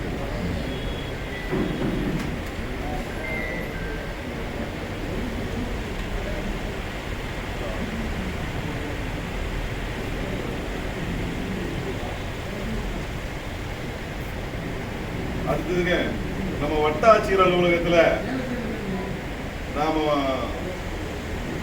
பொதுமக்கள் அதிகாரிகளை சந்திக்க போகும்போது அந்த சீட் போட்டிருக்காங்க. அந்த சீட்டுக்கு மேலே ஃபேன் இல்லை. இங்கே மத்தியில் ஒரு ஃபேன் சும்மா ஓடிட்டு இருக்குது. அங்கே ஒரு ஃபேன் போட சொல்லி நம்ம அமைப்பு ஒரு தீர்மானம் போடணும். அடுத்ததுங்க வட்டாட்சியர் முதல் தளத்தில் அந்த படியேறி போயிட்டு திரும்பி வரும்போது பிரச்சனையே. நம்ம யாரு நில அளவைத்துறை ஹெச்எஸ் பார்த்து போட்டு நீங்க வெளியே வந்தீங்கன்னா 3 ஸ்டெப் தான், 4 ஸ்டெப்பு படி வந்துடுது. அது ப்ரௌன் கலர் இருக்கிறனால கால் வச்சா தெரியுது. அதுல விழுந்தது நான், அது முன்ன விழுந்தது அந்த ஹெச்எஸ். இது நடந்த சம்பவம். போன வாரம் நான் தப்பிச்சுட்டேன், இருக்க முடியாது. அங்கே ஒரு லைட்டை வந்து 2 லைட் இருக்குதுங்க, அது போடுறது இல்லை. அதை கம்பல்சரியாக போட சொல்லி நாங்கள் தீர்மானத்திலேயே கொடுக்கணுங்க. இல்லைன்னா இந்த படிக்க ஏதாவது கலரையாவது மாற்றணும், அது ஏதாவது சொல்லி மாற்றணும். அவங்களே சொல்லிட்டாங்க அது கலர் மாற்றினா தான் ஆகு, ஒயிட்டாக பண்ணி ஆகணும். இதே எல்லாருக்குமே பிரச்சனையாக தான் இருக்குது. நீர் திரும்பி வந்தோம்னா கீழ் விழுதுறோம். லோன் பண்ணணுங்க, நான் போய் பண்ண வந்துக்க மாட்டாங்க, வீடு வெளியே சொல்லி தான் பண்ணணுங்க. அதனால் இது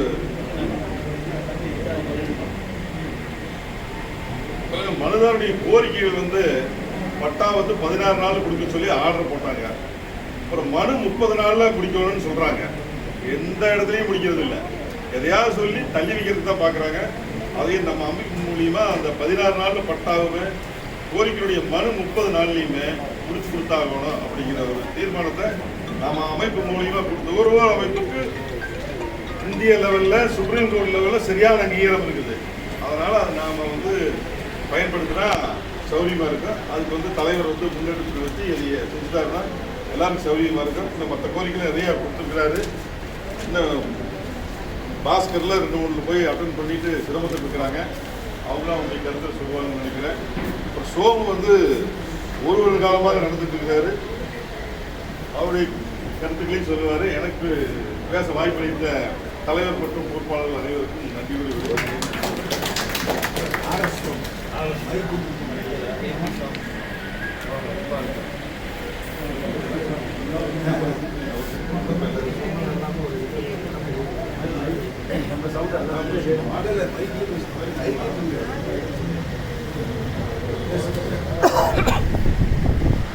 அனைவருக்கும் வணக்கம். என் பேர் சோமசுந்தரங்க. நான் பெருந்துறை அரசு போரக்காட்டு வளர்ச்சி. நான் 1993 ஸ்ரீ பாலாஜி பவனில் சிறந்த ஆர்வலர் விருது வாங்கியிருக்கிறேன். நுகர்வோர் பாதுகாப்பு குழுவில் ஃபஸ்ட் டைம் ஆரம்பித்த புதுசுலேருந்து நான் இருக்கிறேன். 30 வருஷத்துக்கு பக்கமாக ஆக போகுது. இப்போது என்ன அப்படின்னீங்கன்னா, நான் பொதுவான கருத்துக்கு வரேன். இப்போது நில உரிமை சான்று அப்படிங்கிறது நான் வந்து பூமி சம்மந்தப்பட்ட தகவலை ஒரு சிலருக்கு பகிர்ந்ததற்காக நான் விரும்புகிறேன். இப்போ இந்த தாசில்தார் ஆஃபீஸ்லாம் பத்திரம் இல்லை அப்படின்னா நில உரிமை சான்று கொடுப்பாங்க. எதன் அடிப்படையில் அப்படி கொடுப்பாங்க அப்படின்னீங்கன்னா, அவங்களுக்கு உண்டான கையூட்டு வாங்கிட்டு இந்த மாதிரி நம்ம வந்து ரூல் யாருமே ஃபாலோ பண்ணுறதில்லை. பத்திரம் இல்லை அப்படின்னா போலீஸ் ஸ்டேஷனுக்கு போய் கம்ப்ளைண்ட் பண்ணி அதுக்கு பிற்பாடு உண்டான ப்ரொசீஜர் பிரகாரம் தான் போகணும். இங்கே போனோடனே இது எனக்கு பாதிப்பட்டது அப்படின்னு சொல்லி லஞ்சத்தை கொடுத்து பாகப்பிரிவினை இல்லாத பூமியாக இருந்தாலும் சரி எதாக இருந்தாலும் தாசில்தார் ஒன்று பணத்தை வாங்கிட்டு 2 லட்சம் 3 லட்சம்னு வாங்கி கொடுத்துட்டு போயிடுவாங்க. அதனால பாதிக்கப்பட்டாலும் நான் இந்த மாதிரி நில உரிமை சான்று கொடுத்து பக்கத்து அருகில் உள்ள பட்டாதாரர்கிட்ட வாக்குமூலம் வாங்கணும். ஆனால் வாக்குமூலமே வாங்கலை. அப்போ நான் இதில் இந்த மாதிரி பொதுநல அமைப்புலாம் இருந்து இன்னைக்கு தமிழ்நாடு லெவலில் எனக்கு 10 ரூபா இயக்கம் அப்படிங்கிற ஒரு அமைப்புலேயே இருக்கிறேன். நான் மாவட்ட அமைப்பில் அது மூலிமா இன்னைக்கு சட்ட வழிமுறையில் தெரிஞ்சு நில உரிமை சான்றுக்கு அரசாணையே கிடையாது. அரசாணை இல்லைங்கிறது தகவல் உரிமை சட்டத்தில் வாங்கி இப்போது அதை ரத்து பண்ணியாச்சு. எங்கள் ஊரில் பக்கத்து பூமி நில உரிமை சான்றின் அடிப்படையில் ஏற்படுத்தப்பட்ட பத்திரம் ரத்தாகல, நில உரிமை சான்று ரத்தாயிருச்சு. இப்போ பட்டாரத்துக்கு மறுபடியும் போட்டிருக்கிறேன். அப்போது என்னுடைய முயற்சி அரசு அதிகாரி தன்னுடைய சம்பளத்தை வாங்கிட்டு சம்பளம் பத்தாம பிச்சை எடுத்ததுனால அவங்க பண்ணதுனால என்னுடைய உழைப்பு 2 நேர வரையும் எனக்கு 2 வருஷம். அப்போ இன்னைக்கு ஒரு அரசாங்கம் நம்ம எந்த மாதிரியான காலகட்டத்தில் இருக்கிறோங்கிறத நீங்கள் நினச்சிக்கணும். எல்லாம் படிக்கிறோம் சம்பாதிக்கிறோங்கிறதுல இல்லை. எதிர்கால சந்ததிகளுக்குலாம் இதெல்லாம் ஒன்றுமே தெரியாது. சம்பாதிச்சு வச்சுட்டு போனீங்கனாலும் அவங்க பொழைக்க முடியாது. பூமி வந்து அசையா சொத்தெல்லாம் கிடையாது. அது அசைகிற சொத்து. நீங்கள் 6 மாதத்துக்கு ஒருக்கா வில்லேஜ் சர்டிஃபிகேட் போட்டு பார்க்கணும். வில்லேஜ் சர்டிஃபிகேட் போட்டு பார்த்துட்டு உங்கள் பேரில் இருக்குதா. ஏன்னா இன்னைக்கு இது வந்து எப்போ வேணாலும் மாற்றிடுறாங்க. அங்கே போய் பணத்தை கொடுத்தா பட்டாவிலேருந்து பேர் நீக்கி விட்டு இன்னொருத்தர் பேரை சேர்த்திடுவாங்க. அதுதான் இன்னைக்கு போயிட்டு இருக்குது. தாசில்தார் ஆஃபீஸ்லேயும் பத்திரப்பதிவு துறையிலையும் எனக்கு முழுசும் தெரியும். யாராச்சும் சரியான ரெக்கார்டு இருந்து வருவாய்த்துறையிலையோ பத்திரப்பதிவு துறையிலையோ தவறு இருந்தால் என்னை எப்போ வேணாலும் அணுகலாம். சோமசுந்தரம் நீதிக்கு எங்கிட்ட வரலாம். நீதிக்கு ஜெயிச்சு கொடுக்குற அளவுக்கு என்னால் என் உயிர் போகிற வரைக்கும் நான் பாடுபடுவேன். நம்பர் சொல்லுங்க. 90 256 27 378. இன்னொரு தடவை சொல்லிடுறேன். 90 256 27 37 8. ஏன்னா இன்னைக்கு வந்து வருவாய்த்துறையிலையும் நீங்கள் எங்கே வந்து இப்போ இது ஊழலை நிறுத்த முடியும் அப்படின்னீங்கன்னா பஞ்சாயத்தில் ஒன்று, வருவாய்த்துறையில் பதிவுத்துறையில் சரியான முறையில் நம்ம போனோம்னா மட்டும்தான் எதிர்கால சந்தையில் வாழ முடியும். இல்லைன்னா சம்பாதிக்கிற காசு முக்கால்வாசி. இப்போ நான் வந்து கல்யாணம் பண்ணாதால சுதந்திரமாக இருக்கிறனால நான் 2 வருஷம் என்னுடைய உழைப்பு போட்டுது. கல்யாணம் பண்ணி இருந்தால் பொண்டாட்டி வீட்டுக்குள்ள விட மாட்டான். இந்த ஏன்னா அரசு அதிகாரி லஞ்சத்தை வாங்கிட்டு எல்லாம் பண்ணிட்டு போயிட்டு சொந்த கேட்குற வரைக்கும் வித்துட்டு தான் போகணும். அதனால இன்னைக்கு அரசாங்கத்தில் லஞ்சம் தலைவிரித்தாடுது. கம்பியெல்லாம் கேட்குது லஞ்சம். அந்த மாதிரி தான் நான் டிஆர்ஓட்டியே பேசினேன். சார் பெருந்தர் தாசில்தார் ஆஃபீஸில் அத்தனையும் லஞ்சம் இல்லாமல் எதுவுமே நடக்கிறது இல்லை. நான் வந்து பிச்சை எடுக்கிறாங்கன்னு சொல்லுவேன். சம்பளத்தை வாங்கிட்டு பிச்சை எடுக்கிறாங்க பத்துலேன்னு அப்படிங்கிறது தான் நான் தெளிவாகவே பேசுறது என்னுடைய. ஏன்னா அதுதான் உண்மை. சம்பளம் பத்துறது இல்லை, எனக்கு பிச்சை போடுங்க. எதிர்த்து பேசி பழகணும். எதிர்த்து பேசலைன்னா அப்புறம் நம்ம உண்டான அளவுக்கு கறந்துக்கிறதுக்கு தான் பார்ப்பாங்க. கேள்வி கேட்டால் மட்டுமே வர்ற சமுதாயம் வந்து அந்த இளைஞர்கள் எல்லாம் இன்னைக்கு எல்லாம் படிச்சுட்டு வெளியூரில் இருக்காங்க. அவங்களுக்குலாம் ஒன்றுமே தெரியாது. பூமியில் என்ன ஒரு சென்ட்டுனா எத்தனை சதுரடி எத்தனை ஒன்றுமே தெரியாது. அப்போ இதெல்லாம் யார் வழிகாமிக்கிறது? போன மாப்பிள்ளை மச்சான் எல்லாம் சுற்றிட்டு வந்துட்டு இருந்தோம்னாலும் ஒன்றுமே தெரியாமல் போயிடும். அதனால் வர்ற தலைமுறைக்கு பூமி பாதுகாக்கணும் அப்படின்னா சரியான பாதையில் போனா மட்டும்தான் முடியும். லஞ்சத்தை கொடுத்து பண்ணிட்டு போனோம்னா அப்போ நம்ம சந்ததிகள் பாதிக்கப்படுவாங்க. தெரிஞ்சு வச்சுங்க, யார் லஞ்சத்தை கொடுத்து பண்ணிட்டு வரீங்களோ சந்ததிகள் கம்பல்சரி பாதிக்கப்படுவாங்க. நன்றி, வணக்கம். வாங்க, வேற கருத்து.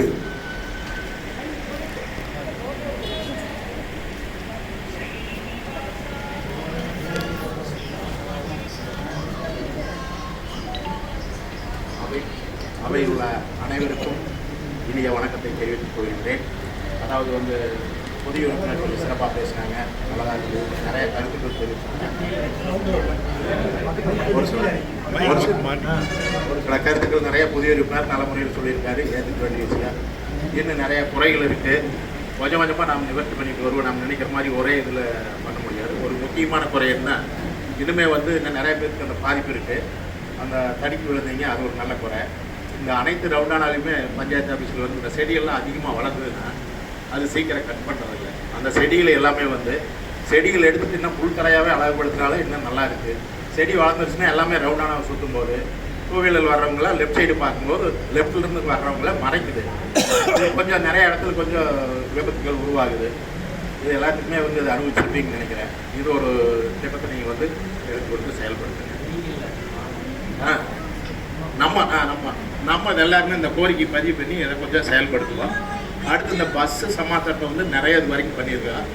இதில் இப்போ நான் ஒரு 6 மாதத்துக்கு முன்னதாக வந்து சங்கையை டோல்கேட்டில் நைட்டு 10 மணிக்கு பஸ் ஏறாங்க. அந்த பஸ் ஏறின உடனே இது பெருந்தரம், அதாவது 1 to 5 அவன் பெருந்தரம் போகாது அப்படின்ட்டு ஏற்றுனதுக்கப்புறம் பெருந்தரம் போகாது அப்படின்னா இது 1 to 5ங்க. இது ஏன் வந்து போகாது, இது 1 to 5னா என்ன அர்த்தம், இது எதுக்காக போகாதுன்னு சொல்கிறீங்க அப்படிங்கிற ஒரு திருப்ப நானும் உங்களுக்கு 2 பேர் ஏறும்போது கேள்வி கேட்டதுக்கப்புறம் அப்படியே வேண்டாம் வெறுப்பாக நம்மளை அப்படியே மேலே கீழே பார்த்துட்டு அப்படியே ஒரு டிக்கெட் கொடுத்துட்டான். 2 டிக்கெட் கொடுத்துட்டான். பெருந்தரை வந்து சரின்னு அப்படியே அவனும் வேண்டாம் வெறுப்பாக கொண்டாந்து இறக்கிட்டான். பெருமானூர் போகும்போது 5 பேர் நின்று கேட்குறாங்க. அவன் ஒன்றுமே பதில் சொல்லாமல் நான் உடனே முன்னாடியே அது பிளான் பண்ணிட்டேன், இவனை கம்ப்ளைண்ட் பண்ணோன்னு. பஸ் விட்டு இறங்க உடனே பஸ்ஸுக்கு முன்னாடி போனதையும் பஸ்ஸுக்கு ஃபோட்டோ எடுத்தேன், பஸ்ஸுக்கு பின்னாடியே வண்டி மூவ் ஆனதையும் ஃபோட்டோ எடுத்தேன். ஆனால் அவன் உடனே பஸ் ஃபோட்டோ எடுத்த உடனே அவங்கள பதிலே சொல்லாத வண்டி மூவ் பண்ணும் அப்படி போய் நிறுத்திக்கிட்டான். ஒரு 2 நிமிஷம் நாம ஏதாவது பேசுவாங்க, இவங்கள்ட்ட நம்மளுக்கு நீ எதை பேசுறீங்க வேண்டாம், நான் முதல்ல நம்மளுக்கு டிக்கெட் கொடுத்துட்டே இறக்கி விட்டான். அப்படின்னு அடுத்து நான் பகலில் கூப்பிட்டு அங்கே கோயம்புத்தூர் அதிகாரி கம்ப்ளைண்ட் பண்ணேன். நீங்கள் கன்சியூமர் வந்து இந்த மாதிரி லெட்டர் பேட்லேருந்து நீங்கள் நேரில் எதுவுமே நீங்கள் அனுப்ப வேண்டியதில்லை, வாட்ஸ்அப்பில் மட்டும் அனுப்புங்க, இவனுக்கு நாங்கள் எப்போவுமே வந்து நீங்கள் வந்து நைட்டெல்லாம் அங்கே போயிட்டு வாங்க எந்த நேரத்துலையுமே வந்து டிக்கெட் ஏற்றிட்டு போங்க சொல்கிறேன். இவனுக்கு இப்படியே வந்துட்டாங்கல்ல, இதே தான் இப்படி பண்ணிட்டு இருக்காங்க, நீங்கள் எழுத்து மூலமாக கம்ப்ளைண்ட் கொடுங்க. இந்த கன்சியூமர் அமைப்பு முறையில் லெட்டர் பேரில் எழுதி தெளிவாக விளக்கமாக அந்த டிக்கெட்டெல்லாம் இணைச்சு அனுப்பிச்சுட்டேன். அதுக்கு உரிய நடவடிக்கை எடுத்திருக்காங்க. இது வந்து அதாவது எதுக்கு சொல்கிறேன்னா, நம்மளோட நுகர்வோர் பாதுகாப்பு அமைப்பு அப்படிங்கிற பெயருக்கு கிடைக்கக்கூடிய ஒரு அங்கீகாரம். நம்ம தனி ஒரு நபராக வந்து நம்ம போய் இந்த கம்ப்ளைண்ட் பண்ணால் அது வந்து அவ்வளோ சீக்கிரம் எடுக்க மாட்டாங்க. இதை சொல்லும் போது அவங்களுடைய ரெஸ்பான்ஸ் அதிகமாக இருக்குது. அதே சமயத்தில் நான் வந்து ஒரு நீண்ட காலத்துக்கு முன்னாடி எஸ்கைமில் இருக்கும்போது என்னுடைய வீட்டுக்கு வரக்கூடிய டெலிஃபோன் இணைப்புக்கு 10-20 நாள் போராடி வந்து லைன் கம்ப்ளைண்ட் ஆனது சரி பண்ணியே கொடுக்கல. ஏன்னா விவசாய தோட்டத்துலேயே வரும். அப்போ வந்து அந்த செயலாளர் பாலசுப்ரமணியம் இருந்தார். அதில் போய் கம்ப்ளைண்ட் பண்ண உடனே ஒரே வாரத்திலான வேலை ரொம்ப அதிகமாக இருக்கும். ஒரே வாரத்தில் 2 ட்ரிப் திருப்பி நான் வந்து நினைவூட்டல் பண்ணேன். எனக்கு இன்னும் ரெடியாக இருக்குது. ஒரு நாள் ஞாயிற்றுக்கிழமை மணிக்கு அவ்வளோ ஸ்டாஃபை வர சொல்லி ரெடி பண்ணி கொடுத்தாங்க. அப்ரோச் பண்ணுவோம் இல்லை, அந்த அன்னைக்கு அதனுடைய வேல்யூ என்னங்கிறத உணர்ந்துருக்கேன். அப்போ நான் வந்து 94 இந்த இயக்கத்தில் சேர்ந்தேன். நானும் ஒரு 10 பேர் தப்பாக சேர்த்துக்கிட்டேன். அதுக்கப்புறம் பெருமையில் சேர்ந்தேன். ஆனால் நம்மளுடைய இயக்கத்தை சரியான வழியில் வந்து நம்ம பயன்படுத்தினா அதனுடைய நன்மையில் கரெக்டாக இல்லை. நம்ம வந்து கண்ணூர் குரூப் அப்ரோச் பண்ணிட்டு அவங்கள திட்டிட்டு அவங்க செஞ்சு கொடுக்கல அப்படின்ட்டு வரக்கூடாது. அவங்கள அதிகாரிகள் பல வேலைப்பொருள் இருந்திருக்கலாம். திரும்ப நாம் நினைவுல தவறு பண்ணுறவங்கள தண்டிக்கலாம். கரெக்டாக போகிறவங்களுக்கு நிறைய அதிகாரி இருக்காங்க. எல்லாத்தையுமே நாம் வந்து குறை சொல்ல முடியாது. இப்போ இந்த பட்டா வந்து உரிமை சான்று அப்படின்னா, அதாவது பாரம்பரியமாக தொன்று தாத்தா காலத்துலேருந்து நிலத்தை ஓட்டிக்கிட்டு இருந்தவங்க அவங்களுக்கு எந்த ரெக்கார்டும் இல்லாமல் இருக்காங்க. அவங்களுக்கு இந்த நிலம் இல்லைன்னு அவங்க வெளியே அனுப்ப முடியுமா? அவங்களுக்கு என்ன வழி? இந்த உரிமை சார்ந்து காசு வாங்கிட்டு போனவங்க கரை விட்டுடுவாங்க. காசு வாங்காமே என்ன இந்த பட்டாவே பார்க்காதுன்னு அனுபவிச்சுட்டு இருக்கிறவங்க நிறைய இடத்துல இருக்காங்க. வெளியில் வந்து நம்ம ஏதோ ஒரு கரார் பண்ணுறோம், விற்கிறோம், வாங்குறோம் இப்படின்னு போய் பண்ணுறாங்க. இந்த மாதிரி நிறைய இடத்துல இருக்காங்க. அந்த இடத்துல உரிமை சார்ந்து தேவைப்படுது. அதாவது இதையெல்லாம் முறையாக ஆய்வு செஞ்சு முறையாக கொடுக்கறது நல்லதாக இருக்குது அப்படின்னு நான் கருத்துக்களை சொல்லிக்கிறேன். அப்புறம் மீண்டும் வந்து இப்போ நம்ம கூட இருக்க சொன்னேன், இந்த பஸ் பிரச்சனைகள் இருக்கா ஜேஇ புக் நீங்கள் வந்து எழுதி வாங்க. ஒரு நாள் வந்து ஒரு 3 பேர் தேக்கி விடுறது இந்த பழைய பஸ் ஸ்டாண்ட் பஸ்ஸு நிற்காமல் போயிட்டான். நாங்கள் குறைஞ்சி பிடிச்ச டாக்டர் குறைஞ்சி பிடிச்சி இங்கே நிறுத்திட்டோம். அதாவது இந்த தியேட்டருக்கு நிறுத்தி மகளிர் சரியான்றாங்களே, ஏகப்பட்டுறாங்களே. அப்புறம் எல்லோரும் ஒரு 50 பேர் சேர்ந்து அப்புறம் 100 பேர் வந்து உடனே எல்லாத்துக்கும் ஃபோன் பண்ணி வந்துட்டாங்க. உடனே ஜேஇ வர வச்சு அப்புறம் எழுதி வாங்கிட்டு அப்புறம் தான் அனுப்பிச்சாங்க. அவன் பின்னாடி பஸ் வருதுன்னா பின்னாடி வர்றது எங்களுக்கு தெரியுமையா, நீ என்ன வேலை செய்யலாம், ஃபோன் போட்டி கரெக்டாக செய்ய. அப்படி வண்டி லோடு இல்லை, நைட்டு 7 மணிக்கு வண்டி லோடு இல்லை, சாதாரணமாக தான் போகுது. பின்னாடி வண்டி நீ சொல்ல வேண்டாம் அப்படின்னு நாங்கள்லாம் ஒரு பிரச்சனை பண்ணி பண்ணோம். இது மாதிரி நம்ம அமைப்பு மூலயமா நிறைய ஒரு நன்மைகள் நம்ம செஞ்சுட்டு இருக்கோம். அடுத்து வந்து இந்த சுடுகாட்டுக்கு வந்து இந்த விஷயம் வந்து சொன்னது கரெக்டு தான். பல இடம் இருந்தது வந்து அரிமா சங்கத்து மூலிமா ஒரு 2 லட்ச ரூபா செலவு வந்து கொஞ்சம் சுத்தம் பண்ணி விட்டாங்க. அதுக்கப்புறம் எல்லா அமைப்புகளும் சேர்ந்து அதை ஒரு நல்ல வளர்ச்சி கொண்டு போய் நிதி இருக்குது. அது மாதிரி அந்த இதை வற்புறுத்தி அதையெல்லாம் பண்ணலாம். இன்னும் வந்து அதாவது எரிக்கிறது மட்டும்தான் கிடையாது, அவங்க குறைக்கிறது தான் சமூகம் சிலர் வந்து எரிக்க மாட்டாங்க. அப்புறம் அதுக்கெல்லாம் அந்த வசதியெல்லாம் நம்ம செஞ்சு கொடுக்கறதுனால இது பண்ணலாம். அனைவருக்கும் நன்றி. வாங்க, சீக்கிரமா வந்தீங்களா? சீக்கிரமா கொடுத்து முடிச்சிடலாம்.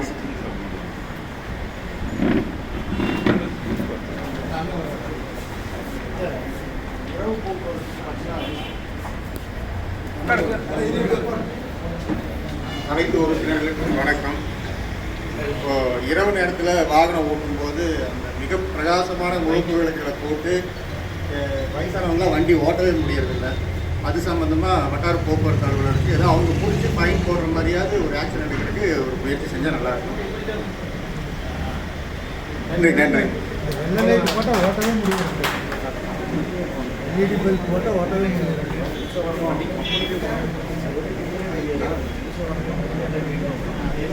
அனைவருக்கும் வணக்கம். பேசாதீங்க, கேட்கலாம். சீனியர் பேசுகிறாரு. அனைவருக்கும் வணக்கம். நான் ஃபஸ்ட்டு ஆரம்பிக்கிற போது ஒரு உபதலைவராக இருந்தேன். நானும் பழனிசாமி அவர் ஐயெல்லாம் இருந்தோம், நல்லா பண்ணோம். அப்போ நிறைய தடவை 2 பேர் நான் பழனிசாமி பஸ்ஸில் அடி போய் கப்படுத்துட்டு இருந்தோம். அப்புறம் நிறைய பேர் நிறையா வந்தாங்க, நிறையா பண்ணாங்க. அதில் வந்து நிறைய பேர் இப்போ பழனிசாமி மாற்றம் சொன்ன மாதிரி நிறையா நடந்தது. அதெல்லாம் குறைஞ்சது இப்போ அதிகமாகிடுச்சு. அதுக்கு காரணம் வந்து நம்ம, அடுத்ததும் கிடையாது. அதனால் நம்ம வந்து ஒரு குரூப்பாக இருந்து ஏங்க ஒன்றும் பண்ண முடியாது. நான் வந்து என்னுடைய சில கஷ்டங்களையும் சொல்லிடுறேன். பேரூராட்சியில் போய் பல தடவை இந்த தண்ணி செடிமலர் தண்ணி வந்து உள்ளே வந்து வீட்டுக்குள்ளே வருதுன்னு பல தடவை சொன்னேன். 10 தடவை சொன்னேன். ரிஜிஸ்ட் போஸ்ட்டு அனுப்புனேன். என்ன வேணால் பண்ணிக்க, எங்களால் பண்ண முடியாது. ஏன் நானே பணம் போடுறேன் செஞ்சு கொடுங்க அப்படின்னா அதுவும் முடியாது. அதனால் எதுவுமே செய்ய முடியாதபடியே இது வரி மட்டும் அந்த நேரத்துக்கு கட்டினா தான் பண்ண முடியும், இல்லை அதுன்றது இது பண்ணுங்கிறாங்க. அதே மாதிரி சிப்காட்டு பக்கத்தில் ஒரு ரவுண்டானா போட்டிருக்காங்க, வினோதமான ரவுண்டானா. லாரி வந்து திரும்பாது, ஏறாது. அது லாரியில் அசோசியேஷன் சொன்னேன், சிப்காட் செக்ரட்டரி அவர்கிட்ட அங்கேயும் சொன்னேன். யாருமே அதை எடுத்து செய்யறதுக்கு ஆள் கிடையாது. வண்டியில் பூரா வந்து ரிவர்ஸில் வந்து ட்ரெயின் வச்சு தூக்கிட்டு போகிறாங்க. அவங்களும் எதுவும் நினைக்கல. அதனால் கன்சியூமர் அப்படிங்கிற முறையில் தலைவர்கள்லாம் சேர்ந்து நானும் முன்னால் நிற்கிறேன். ஒரு 4-5 அமைப்பு சேர்ந்து ஒரு நாளைக்கு வந்து ஒரு மணி நேரம் நாங்கள்லாம் வந்து போராட்டம் பண்ணணும் சொல்லி கூட அறிவித்து போலீஸ் ஸ்டேஷனுக்கு கொடுத்த அளவுலிய எந்த இதுவும் நடக்காது. இனிமேல் அராஜகம் பண்ண வேண்டாம். உரிமையை வந்து நான் வந்து குரூப்பாக சேர்ந்து கட்டாயமாக நான் இன்னும்னாக்க நடக்கும். வாழ்த்துக்கள், நன்றி.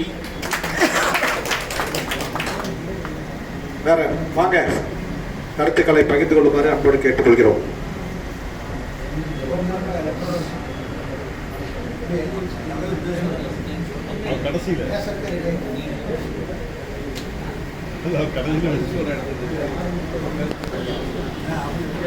அனைவருக்கும் இனிய காலை வணக்கம்.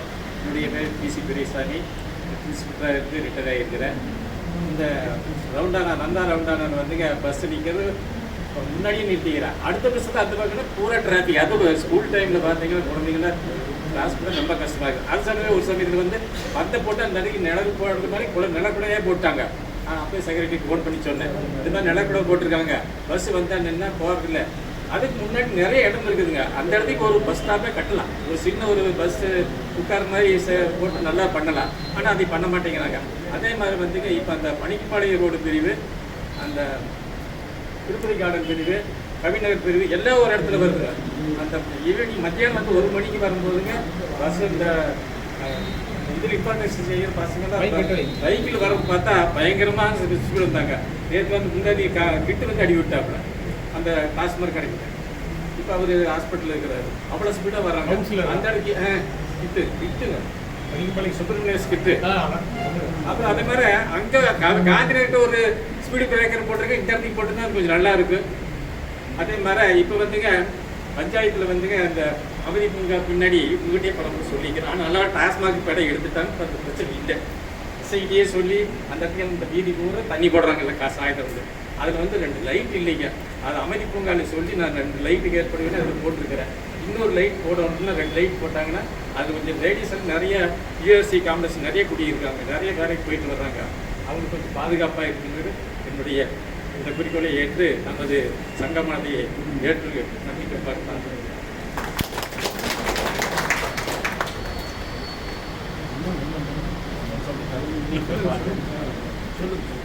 அதே போல இது இப்பொழுது பெருந்திரி பேராட்சிக்கு புதிய அலுவலர் இருந்தார். அவர் இன்று வாட்ஸ்அப்பில் இந்தந்த துறை, அதாவது மின்சாரத்துறை, குடிநீர் பிரச்சனை, சுகாதாரம், இதுக்கெல்லாம் ஃபோன் நம்பர் கொடுத்துட்டாங்க. இந்த இதை வந்து 12 மணி நேரத்துக்கு 22 மணி நேரத்துக்கு செஞ்சு முடிக்கலாம். கீழே வாட்ஸ்அப்பில் அவர் நம்பர் கொடுத்துருக்காரு. உடனே எனக்கு ஃபோன் பண்ணுங்க அப்படின்னு இதை வரவேற்கிறேன். மிக்க நன்றி அவருக்கு.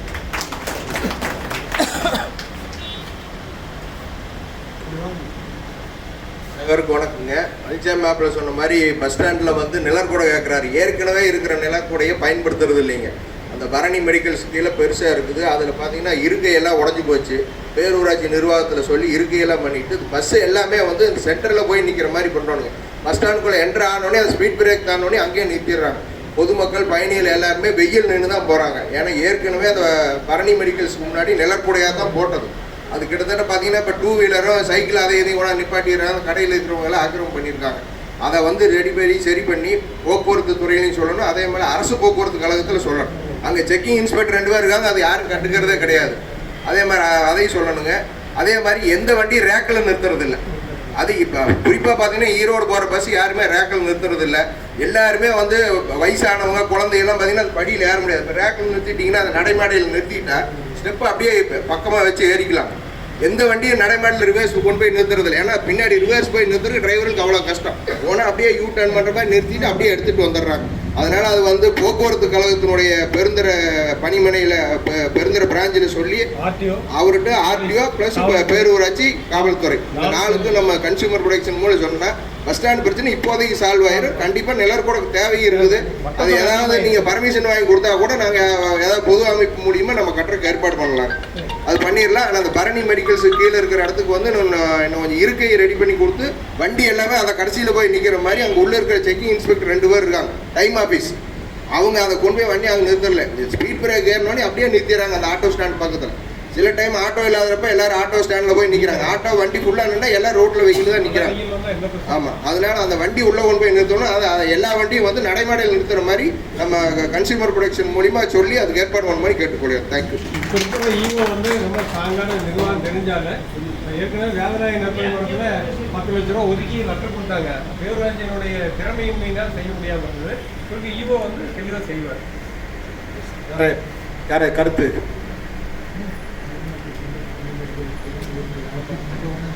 பகுதியில் ஏதாச்சும் பிரச்சனை இருந்தாலும் சொல்லுங்க, ஏன்னா அப்பதான் எல்லாரும் தெரியும். நினைச்சிட்டு வந்து சொல்லிருங்க, மறந்துடாதீங்க. ஏதாவது சொல்லணும்னு எடுத்து வந்திருப்பாங்க.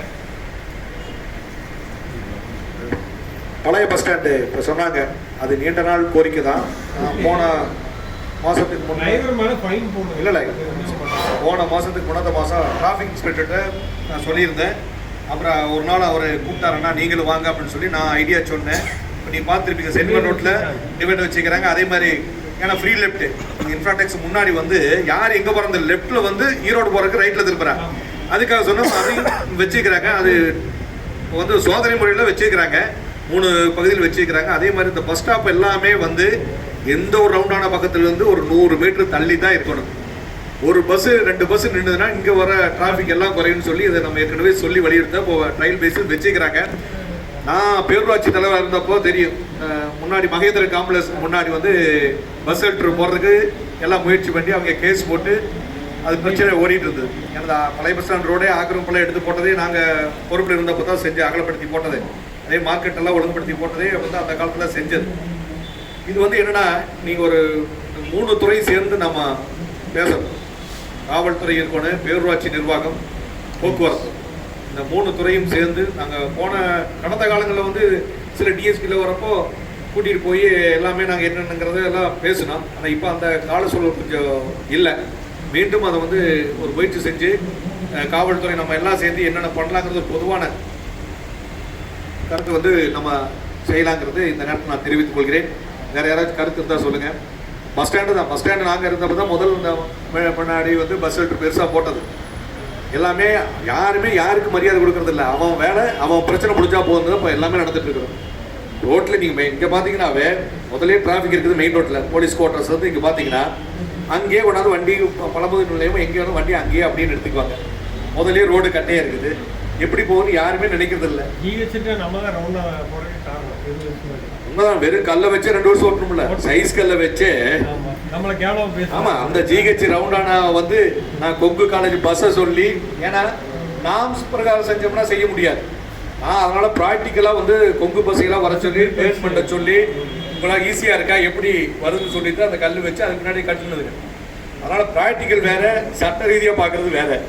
ஒன்று நம்ம ஒரு எழுதிட்டு இப்படி போகலாம் அப்படின்னு சொல்றோம். ஆனால் போனால் என்ன பிரச்சனை நான் போய் பார்த்தா தான் தெரியும். இப்போ அந்த அளவு தான் எல்லாமே இருக்கு. அதனால எல்லா பிரச்சனைகளுமே நம்ம தீர்வு காணலாம். நம்ம வந்து ஒற்றுமையாக இருந்து உரிய முறையில் அணுகினால் நிச்சயமாக கிடைக்கும். இந்த போக்குவரத்து இதெல்லாம் வந்து நம்ம காவல் ஆய்வாளருக்கு நம்ம சொல்லி நம்ம கூடியவர்கள் அதுக்கு என்ன பண்ண முடியுமா செய்யலாம். அது நோ பார்க்கிங் போர்டு வைக்கணும். சில இடத்துல நோ பார்க்கிங் ஃபைன் போடலாம். காவல்துறை இருந்து ஃபைன் போடாத அதான் அதுக்கு வந்து முதல்ல வந்து நோ பார்க்கிங் போர்டு அந்த இடத்துல வச்சு நிறுத்தினா நம்ம ஃபைன் போடலாம் அப்படின்னு இருக்காரு. அது நம்ம ஸ்பான்சர் பிடிச்சி கொடுத்தோம்னா நோ பார்க்கிங் போர்டு ஒரு 10-20 செஞ்சு வச்சுங்க. எங்கே பிரச்சனை வருதோ அங்கெல்லாம் முதல்ல அதை வச்சுட்டு அப்புறம் ஃபைன் போட சொல்லிடலாம்.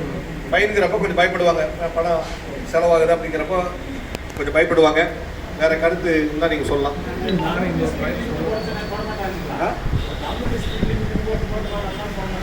எல்லாம் போடுறாங்க,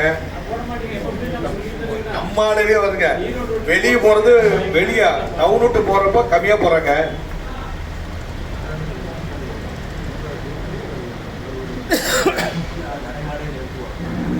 அது நம்ம ஒரு பேரூராட்சி நிர்வாகத்துக்கு நம்ம கொடுத்துடலாம். அதே மாதிரி நம்ம ஆர்டிஓ மீட்டிங் அப்போ பிரான்ச் மேனேஜர் வருவார். நம்ம அதை ஏற்கனவே அதையும் நம்ம சொல்லி அவர்கிட்ட சொல்லிடலாம். கூடிய விரைவில் அதை வந்து நம்ம ரெக்டிஃபை பண்ணுறதுக்கு என்ன முயற்சியும் செய்யலாம்.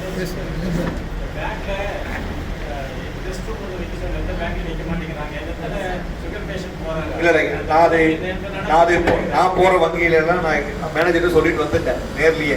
சார் இது மாதிரி இருக்குது, அதாவது சீனியர் சிட்டிசனுக்கு முன்னுரிமை கொடுக்கணும், அவங்களுக்கு வந்து டாய்லெட் ஃபெசிலிட்டி ரெஸ்ட் ரூம் வந்து கண்டிப்பாக வேணும்னு சொல்லிக்கிறாங்க. புதுசாக இடமாற்றம் பண்ணது சிலதெல்லாம் வச்சுக்கிறாங்க. நீ பழையலாம் போய் கொஞ்சம் நம்ம நேர்லேயே பார்த்து சொல்லிட்டு வரணும். ஏற்கனவே நம்ம சொன்னாலும் கூட மேனேஜர் மாறிடுறாங்க, அப்புறம் அது பின்னாடி அப்படியே விட்றாங்க. அதனால் இது வேணால் ஒரு டீமா போய் நம்ம செஞ்சிடலாம்.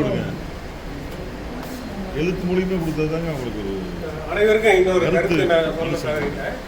எல்லாருமே வந்து வாழ்க்கையில் ஒரு முறையோ 2 முறை வீட்டு மனை வாங்குறீங்க.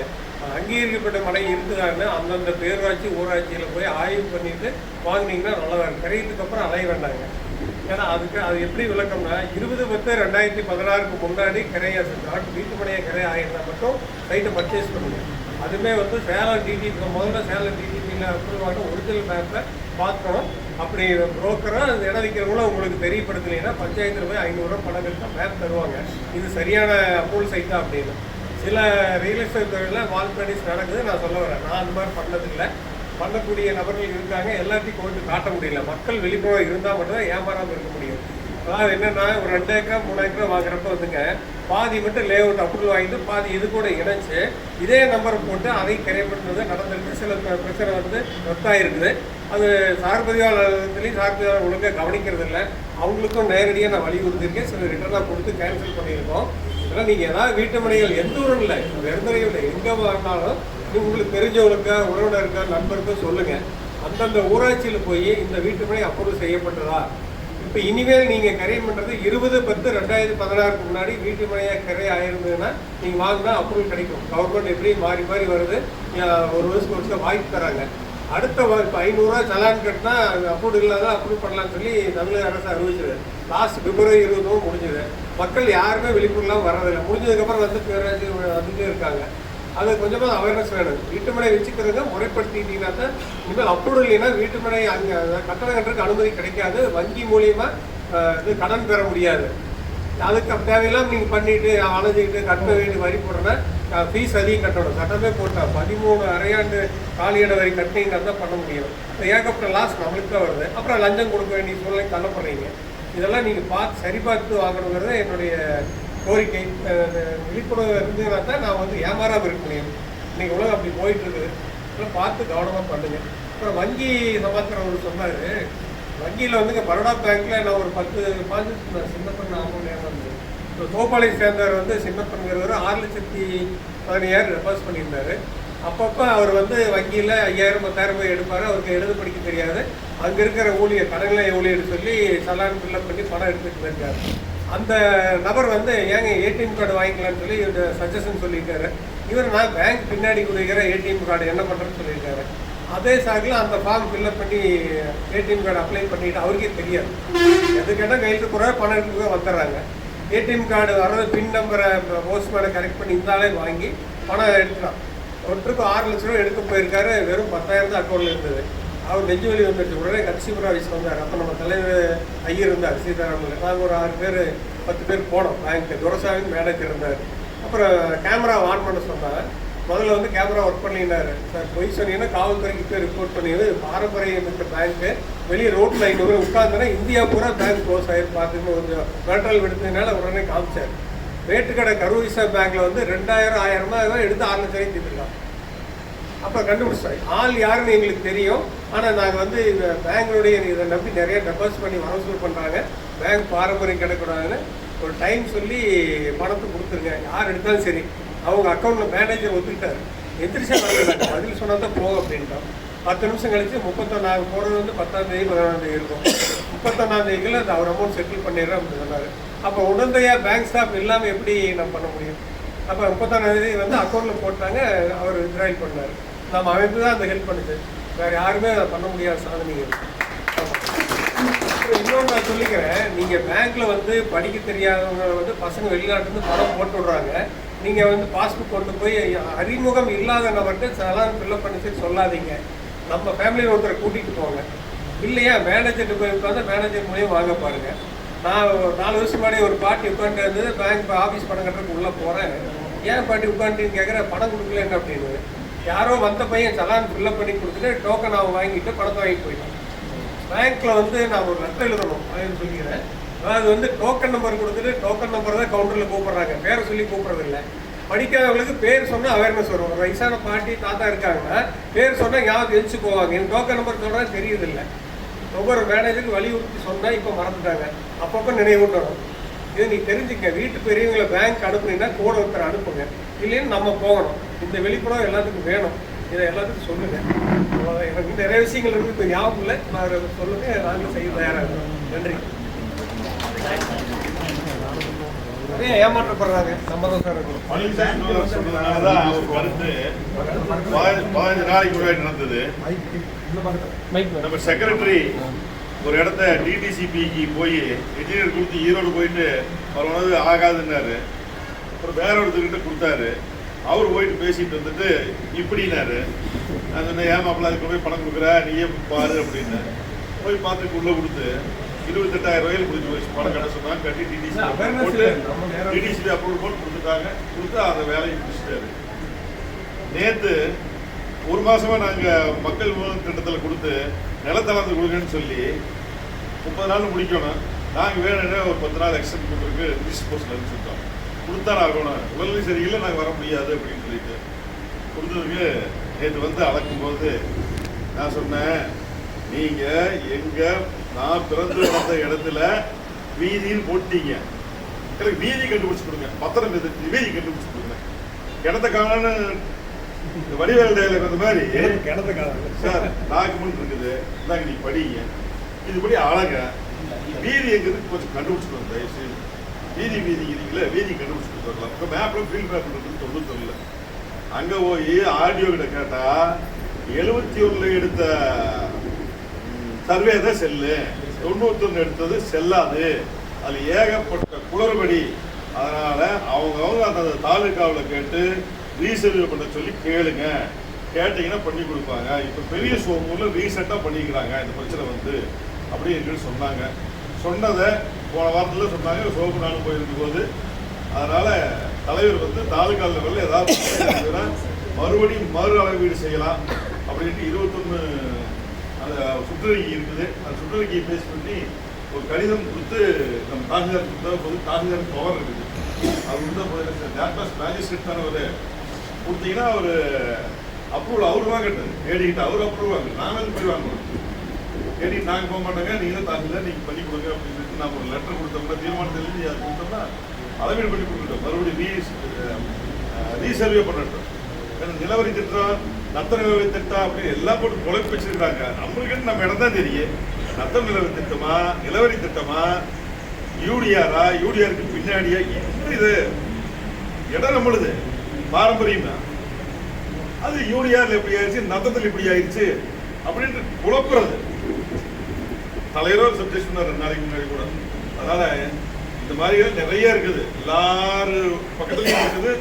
எல்லாரும் கவனிச்சு பண்ணலாம். தலைவர் வந்து அதுக்கு நீ நடவடிக்கை எடுத்துருவார். நீ தீர்மானம் போட்டு எல்லாருமே ஒத்துழைச்சா தீர்மானத்தை போட்டு பண்ணிடுவாரு. சோமு சாருக்கு தெரியும், 2-3 வருஷமா ஆர்டிஓ ஆஃபீஸ்க்கு நடந்தது, சலிச்சு போய் மறுபடியும் கோர்ட்டு போக வேண்டிய சூழ்நிலை ஆயிடுச்சு. அவருக்கு இதே பிரச்சனை இல்லை, பண்ணினது வியோ தப்பு. அவர் சொல்லி நாங்களும் கூட போயிருந்தா வாய்தாக்கு போய் 3 வருஷம் கழிச்சு அதுக்காக ரிஜெக்ட் பண்ணி அவன் கோர்ட்டுக்கு போய் சொல்லிட்டு பணத்தை வாங்கிட்டு கோர்ட்டு போக வச்சுட்டேன். அவன் கோர்ட்டு கிடக்க இருக்கு. இது தெரிந்த நிலைமை. நம்ம உறுப்பினர்கள் மட்டுமல்லாம வெளியே பொதுமக்கள் நிறைய பாதிக்கப்படுறாங்க. அது நாம் அவேர்னஸ் வந்து ப்ரொடக்ஷன் நுகர்வோர் அமைப்பினால்தான் கொண்டு வர முடியும். அது ரிஜிஸ்டர்னால. நான் திருப்பூர்ல வசிக்கிறேன். இங்க பிறந்தாலும் வளர்ந்தாலும் படித்தாலும் திருப்பூர் தான் வசிக்கிறேன். இங்க வீடுகள் இருக்கு. ஏன் இங்க சேர்ந்தேன்னா, போன கூடத்துக்கு வந்தபோது பழனிசாமி செக்ரட்டரி வாங்கினாரு. வந்த பின்னாடி இங்க அமைப்பு நல்லா நடக்குது. திருப்பூர்ல கரெக்டா 12 பேர் சேர்த்து வச்சிருக்காங்க.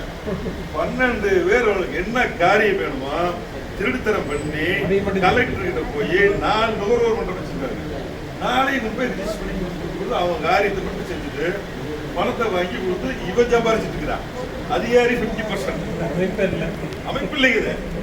ஊழல் பண்றதுக்கு இந்த ஊழல் வந்து அங்கீகரிக்கிறதுக்கு 4 பேர் 4 அமைப்பு வச்சிருக்காங்க. இந்த மாதிரி ஒரு போர்ஜனியா நடக்குது. அவருக்கு நான் கௌரவமன்ற ஆரம்பிச்ச ஒரு பத்திரிகையாளர் அப்படி சொல்றேன், நீங்க மெம்பரை போட்டுக்கிட்ட போட்டேன், ஆட் பண்ணிட்டேன். சரி இது ஒரு கூட்டத்தை போடலாங்க, எல்லாரையும் வர சொல்லலாம், அந்த இதுல கேட்கலாம், ரோட்டரியில ஃப்ரீயா கேட்கலாம், போடலாம் வாங்கன்னா தலைவா அதுல இன்னைக்கு அந்த மீட்டிங் இருக்குது, இந்த மீட்டிங் இருக்குது. ஆனா அந்த ஆள்காரியத்துக்கு மட்டும் போய் கொடுத்து எங்க பணம் வரணுமோ அதை வாங்கி பாக்கெட்ல தப்பிட்டு இருக்காரு. டெலிபோன்ல வேலை செஞ்சவர் நல்ல இது வருது, என்னது பென்ஷன் வருது.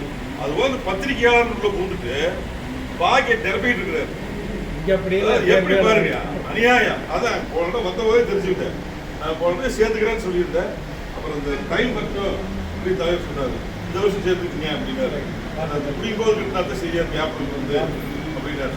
அதனால நான் செலவராலும் பரவாயில்ல, நீங்க எந்த கூட்டத்தால் கூட்டாலும் நான் வர்றேன். டைம் தொழில் பிரச்சனை இருந்தாலும் அன்னைக்கு வர்றேன்னு சொல்லிட்டு வந்துட்டு இருக்கிறேன். தலைவர் அதுக்கு அனுமதி கொடுத்தாரு. நல்ல ஒரு அமைப்பு நல்லா இருக்குதுங்க. இது செயல்படுத்துறது வந்து கூடுதல் எல்லாரையும் செய்யணும். ஊர் கோடி தீர்வு தானே நகரம், அந்த மாதிரி செய்யணும். நான் வந்து 25 ஆண்டு காலமா பரியன் சங்க தலைவராக இருக்கிறேன். சென்னையில நான் ஏறாத படி இல்லை, பார்க்காத அதிகாரி கிடையாது. 1973லயே கோட்டை எல்லா பக்கம் போயிட்டு வந்துருக்கிறேன். போன வாரம் கூட 5 நாளைக்கு முன்ன கூட டிஎன்பிசி சேர்மன் ஆனார், அவருக்கு போய் வாழ்த்து சொல்லிட்டு ஒரு அறிமுகமானவர் இல்ல, தேவைப்பட்டா போகணுங்க, தேவையில்லை போகக்கூடாது. வேலையா போனா 2 சொன்னா சரி வாங்க, ஏதாவது எழுத்து மூலியமா போடுங்க, டிஎன்பிசி சேர்மன் பார்க்க முடியாது அப்படின்னாரு, பார்க்க கூடாது அப்படின்னாரு. தபால் எழுதி கொடுங்க, நான் பார்த்து ஏதாவது பண்ண முடியுமோ பண்ணி தர்றேன். ஏதாவது அமைப்பு மூலியமா நம்ம போலாங்க, போன கொடுத்தா ஏதாவது செஞ்சு கொடுப்பாங்க. இந்த மாதிரி நிறைய அதிகாரிகள் நல்ல மனப்பான்மையோடு உட்கார்ந்துருக்கிறாங்க. நாம் அணுகணும், அவ்வளவுதான் விஷயமே. நன்றி.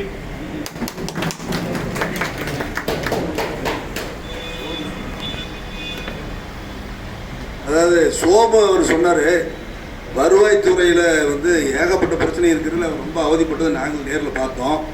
இப்போ என்னன்னு கேட்டிங்கன்னா, அரசாங்கமே வந்து யாரை கண்டு பயப்படுதுன்னா இந்த விஓ உதவியாளர்களை கண்டு தான் பயப்படுது.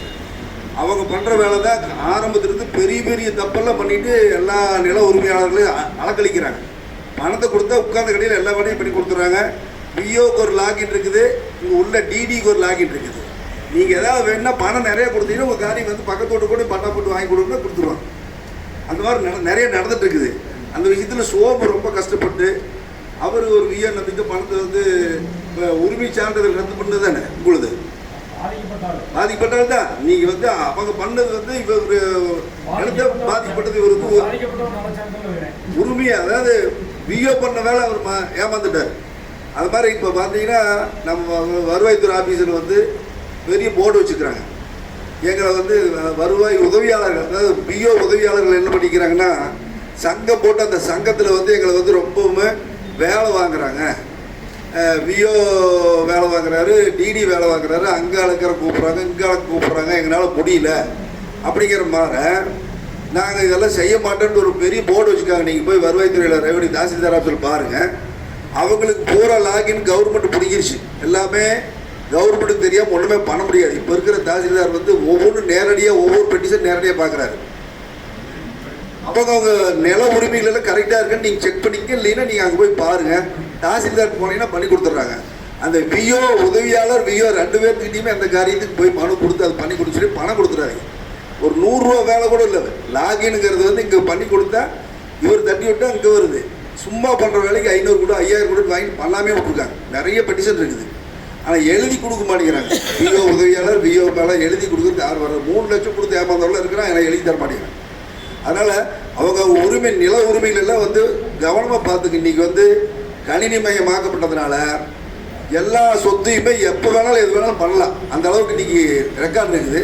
விஓமு அந்த டி நினைச்சோம்னா பட்டா மாற்றலாம், வேற மாற்றலாம். அந்த சௌகரியம் இருக்கிறதுனால உஷாராக எல்லாம் பார்த்துக்கணும்னு சொல்லி எல்லாம் ஜனங்களுக்கு விழிப்புணர்வு பண்ணணும்னு சொல்லி கேட்டுக்கிறேன் இந்த நேரத்தில்.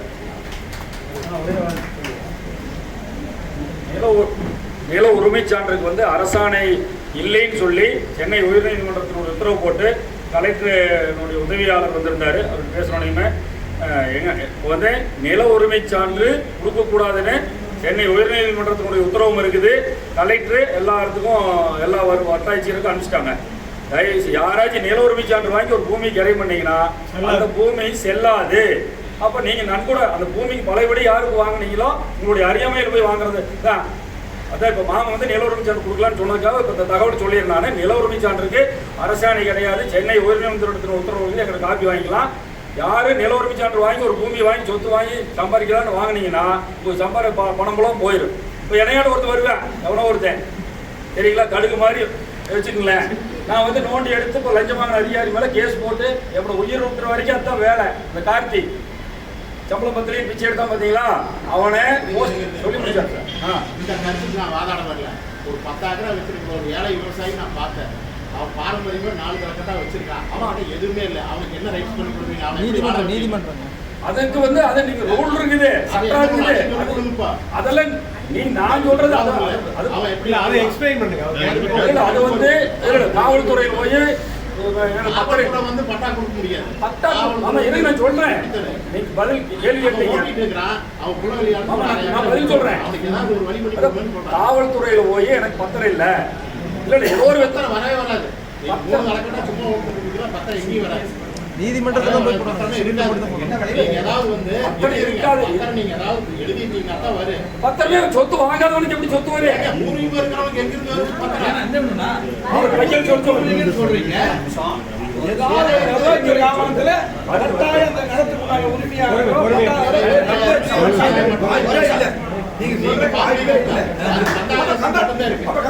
வச்சு கேட்க வேண்டியதானே, போக வேண்டியதானே.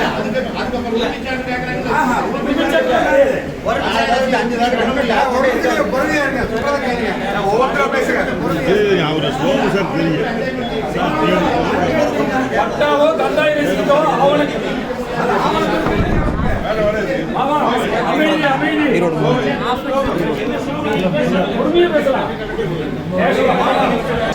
கேள்வி வந்து கேட்குற கேள்வி வந்து சரியானது தான். ஆனால் ரெண்டுக்குமே வந்து நம்ம அதை புரிஞ்சுக்கணும். என்ன அப்படின்னா, நீங்க சொல்றபடி பூர்வீகமா பரம்பரையா இருக்கிற சொத்துக்கு பட்டா இருக்கு, அவங்க தான் அனுபவிச்சுட்டு வருவாங்க. அதுக்கு பத்திரம் இருக்காது. இது நாள் வரைக்கும் இந்த பூமி நம்மளுதுதான் அப்படின்னு சொல்லி பத்திரம் பதிவுல போய் சொன்னோம் அப்படின்னாவே அவங்க வந்து ஏதாவது பண்ணி கொடுத்துருவாங்க. அதுலயெல்லாம் வந்து தவறுகள் நடந்ததுனால தான் அதுக்கு வந்து உரிமை சான்று அப்படின்னு போய் நீங்க வருவாய்த்துறையில வாங்கிட்டு பதிவுத்துறை சொல்லுச்சு. அந்த பதிவுத்துறை சொன்னதுனாலதான் போயிட்டு வருவாய்த்துறையில ஒரு உரிமை சான்று வாங்கிட்டு வருவாங்க. ஆனா அந்த ஆப்ஷனை எது பதிவுத்துறை வந்து நில உரிமை சான்று இருந்தா பதிவு பண்ணிக்குங்கிற ஆப்ஷனை இவங்க இந்த போலியை தவறா பயன்படுத்துறாங்களா, அவங்க வந்து அதை தவறா வாங்கி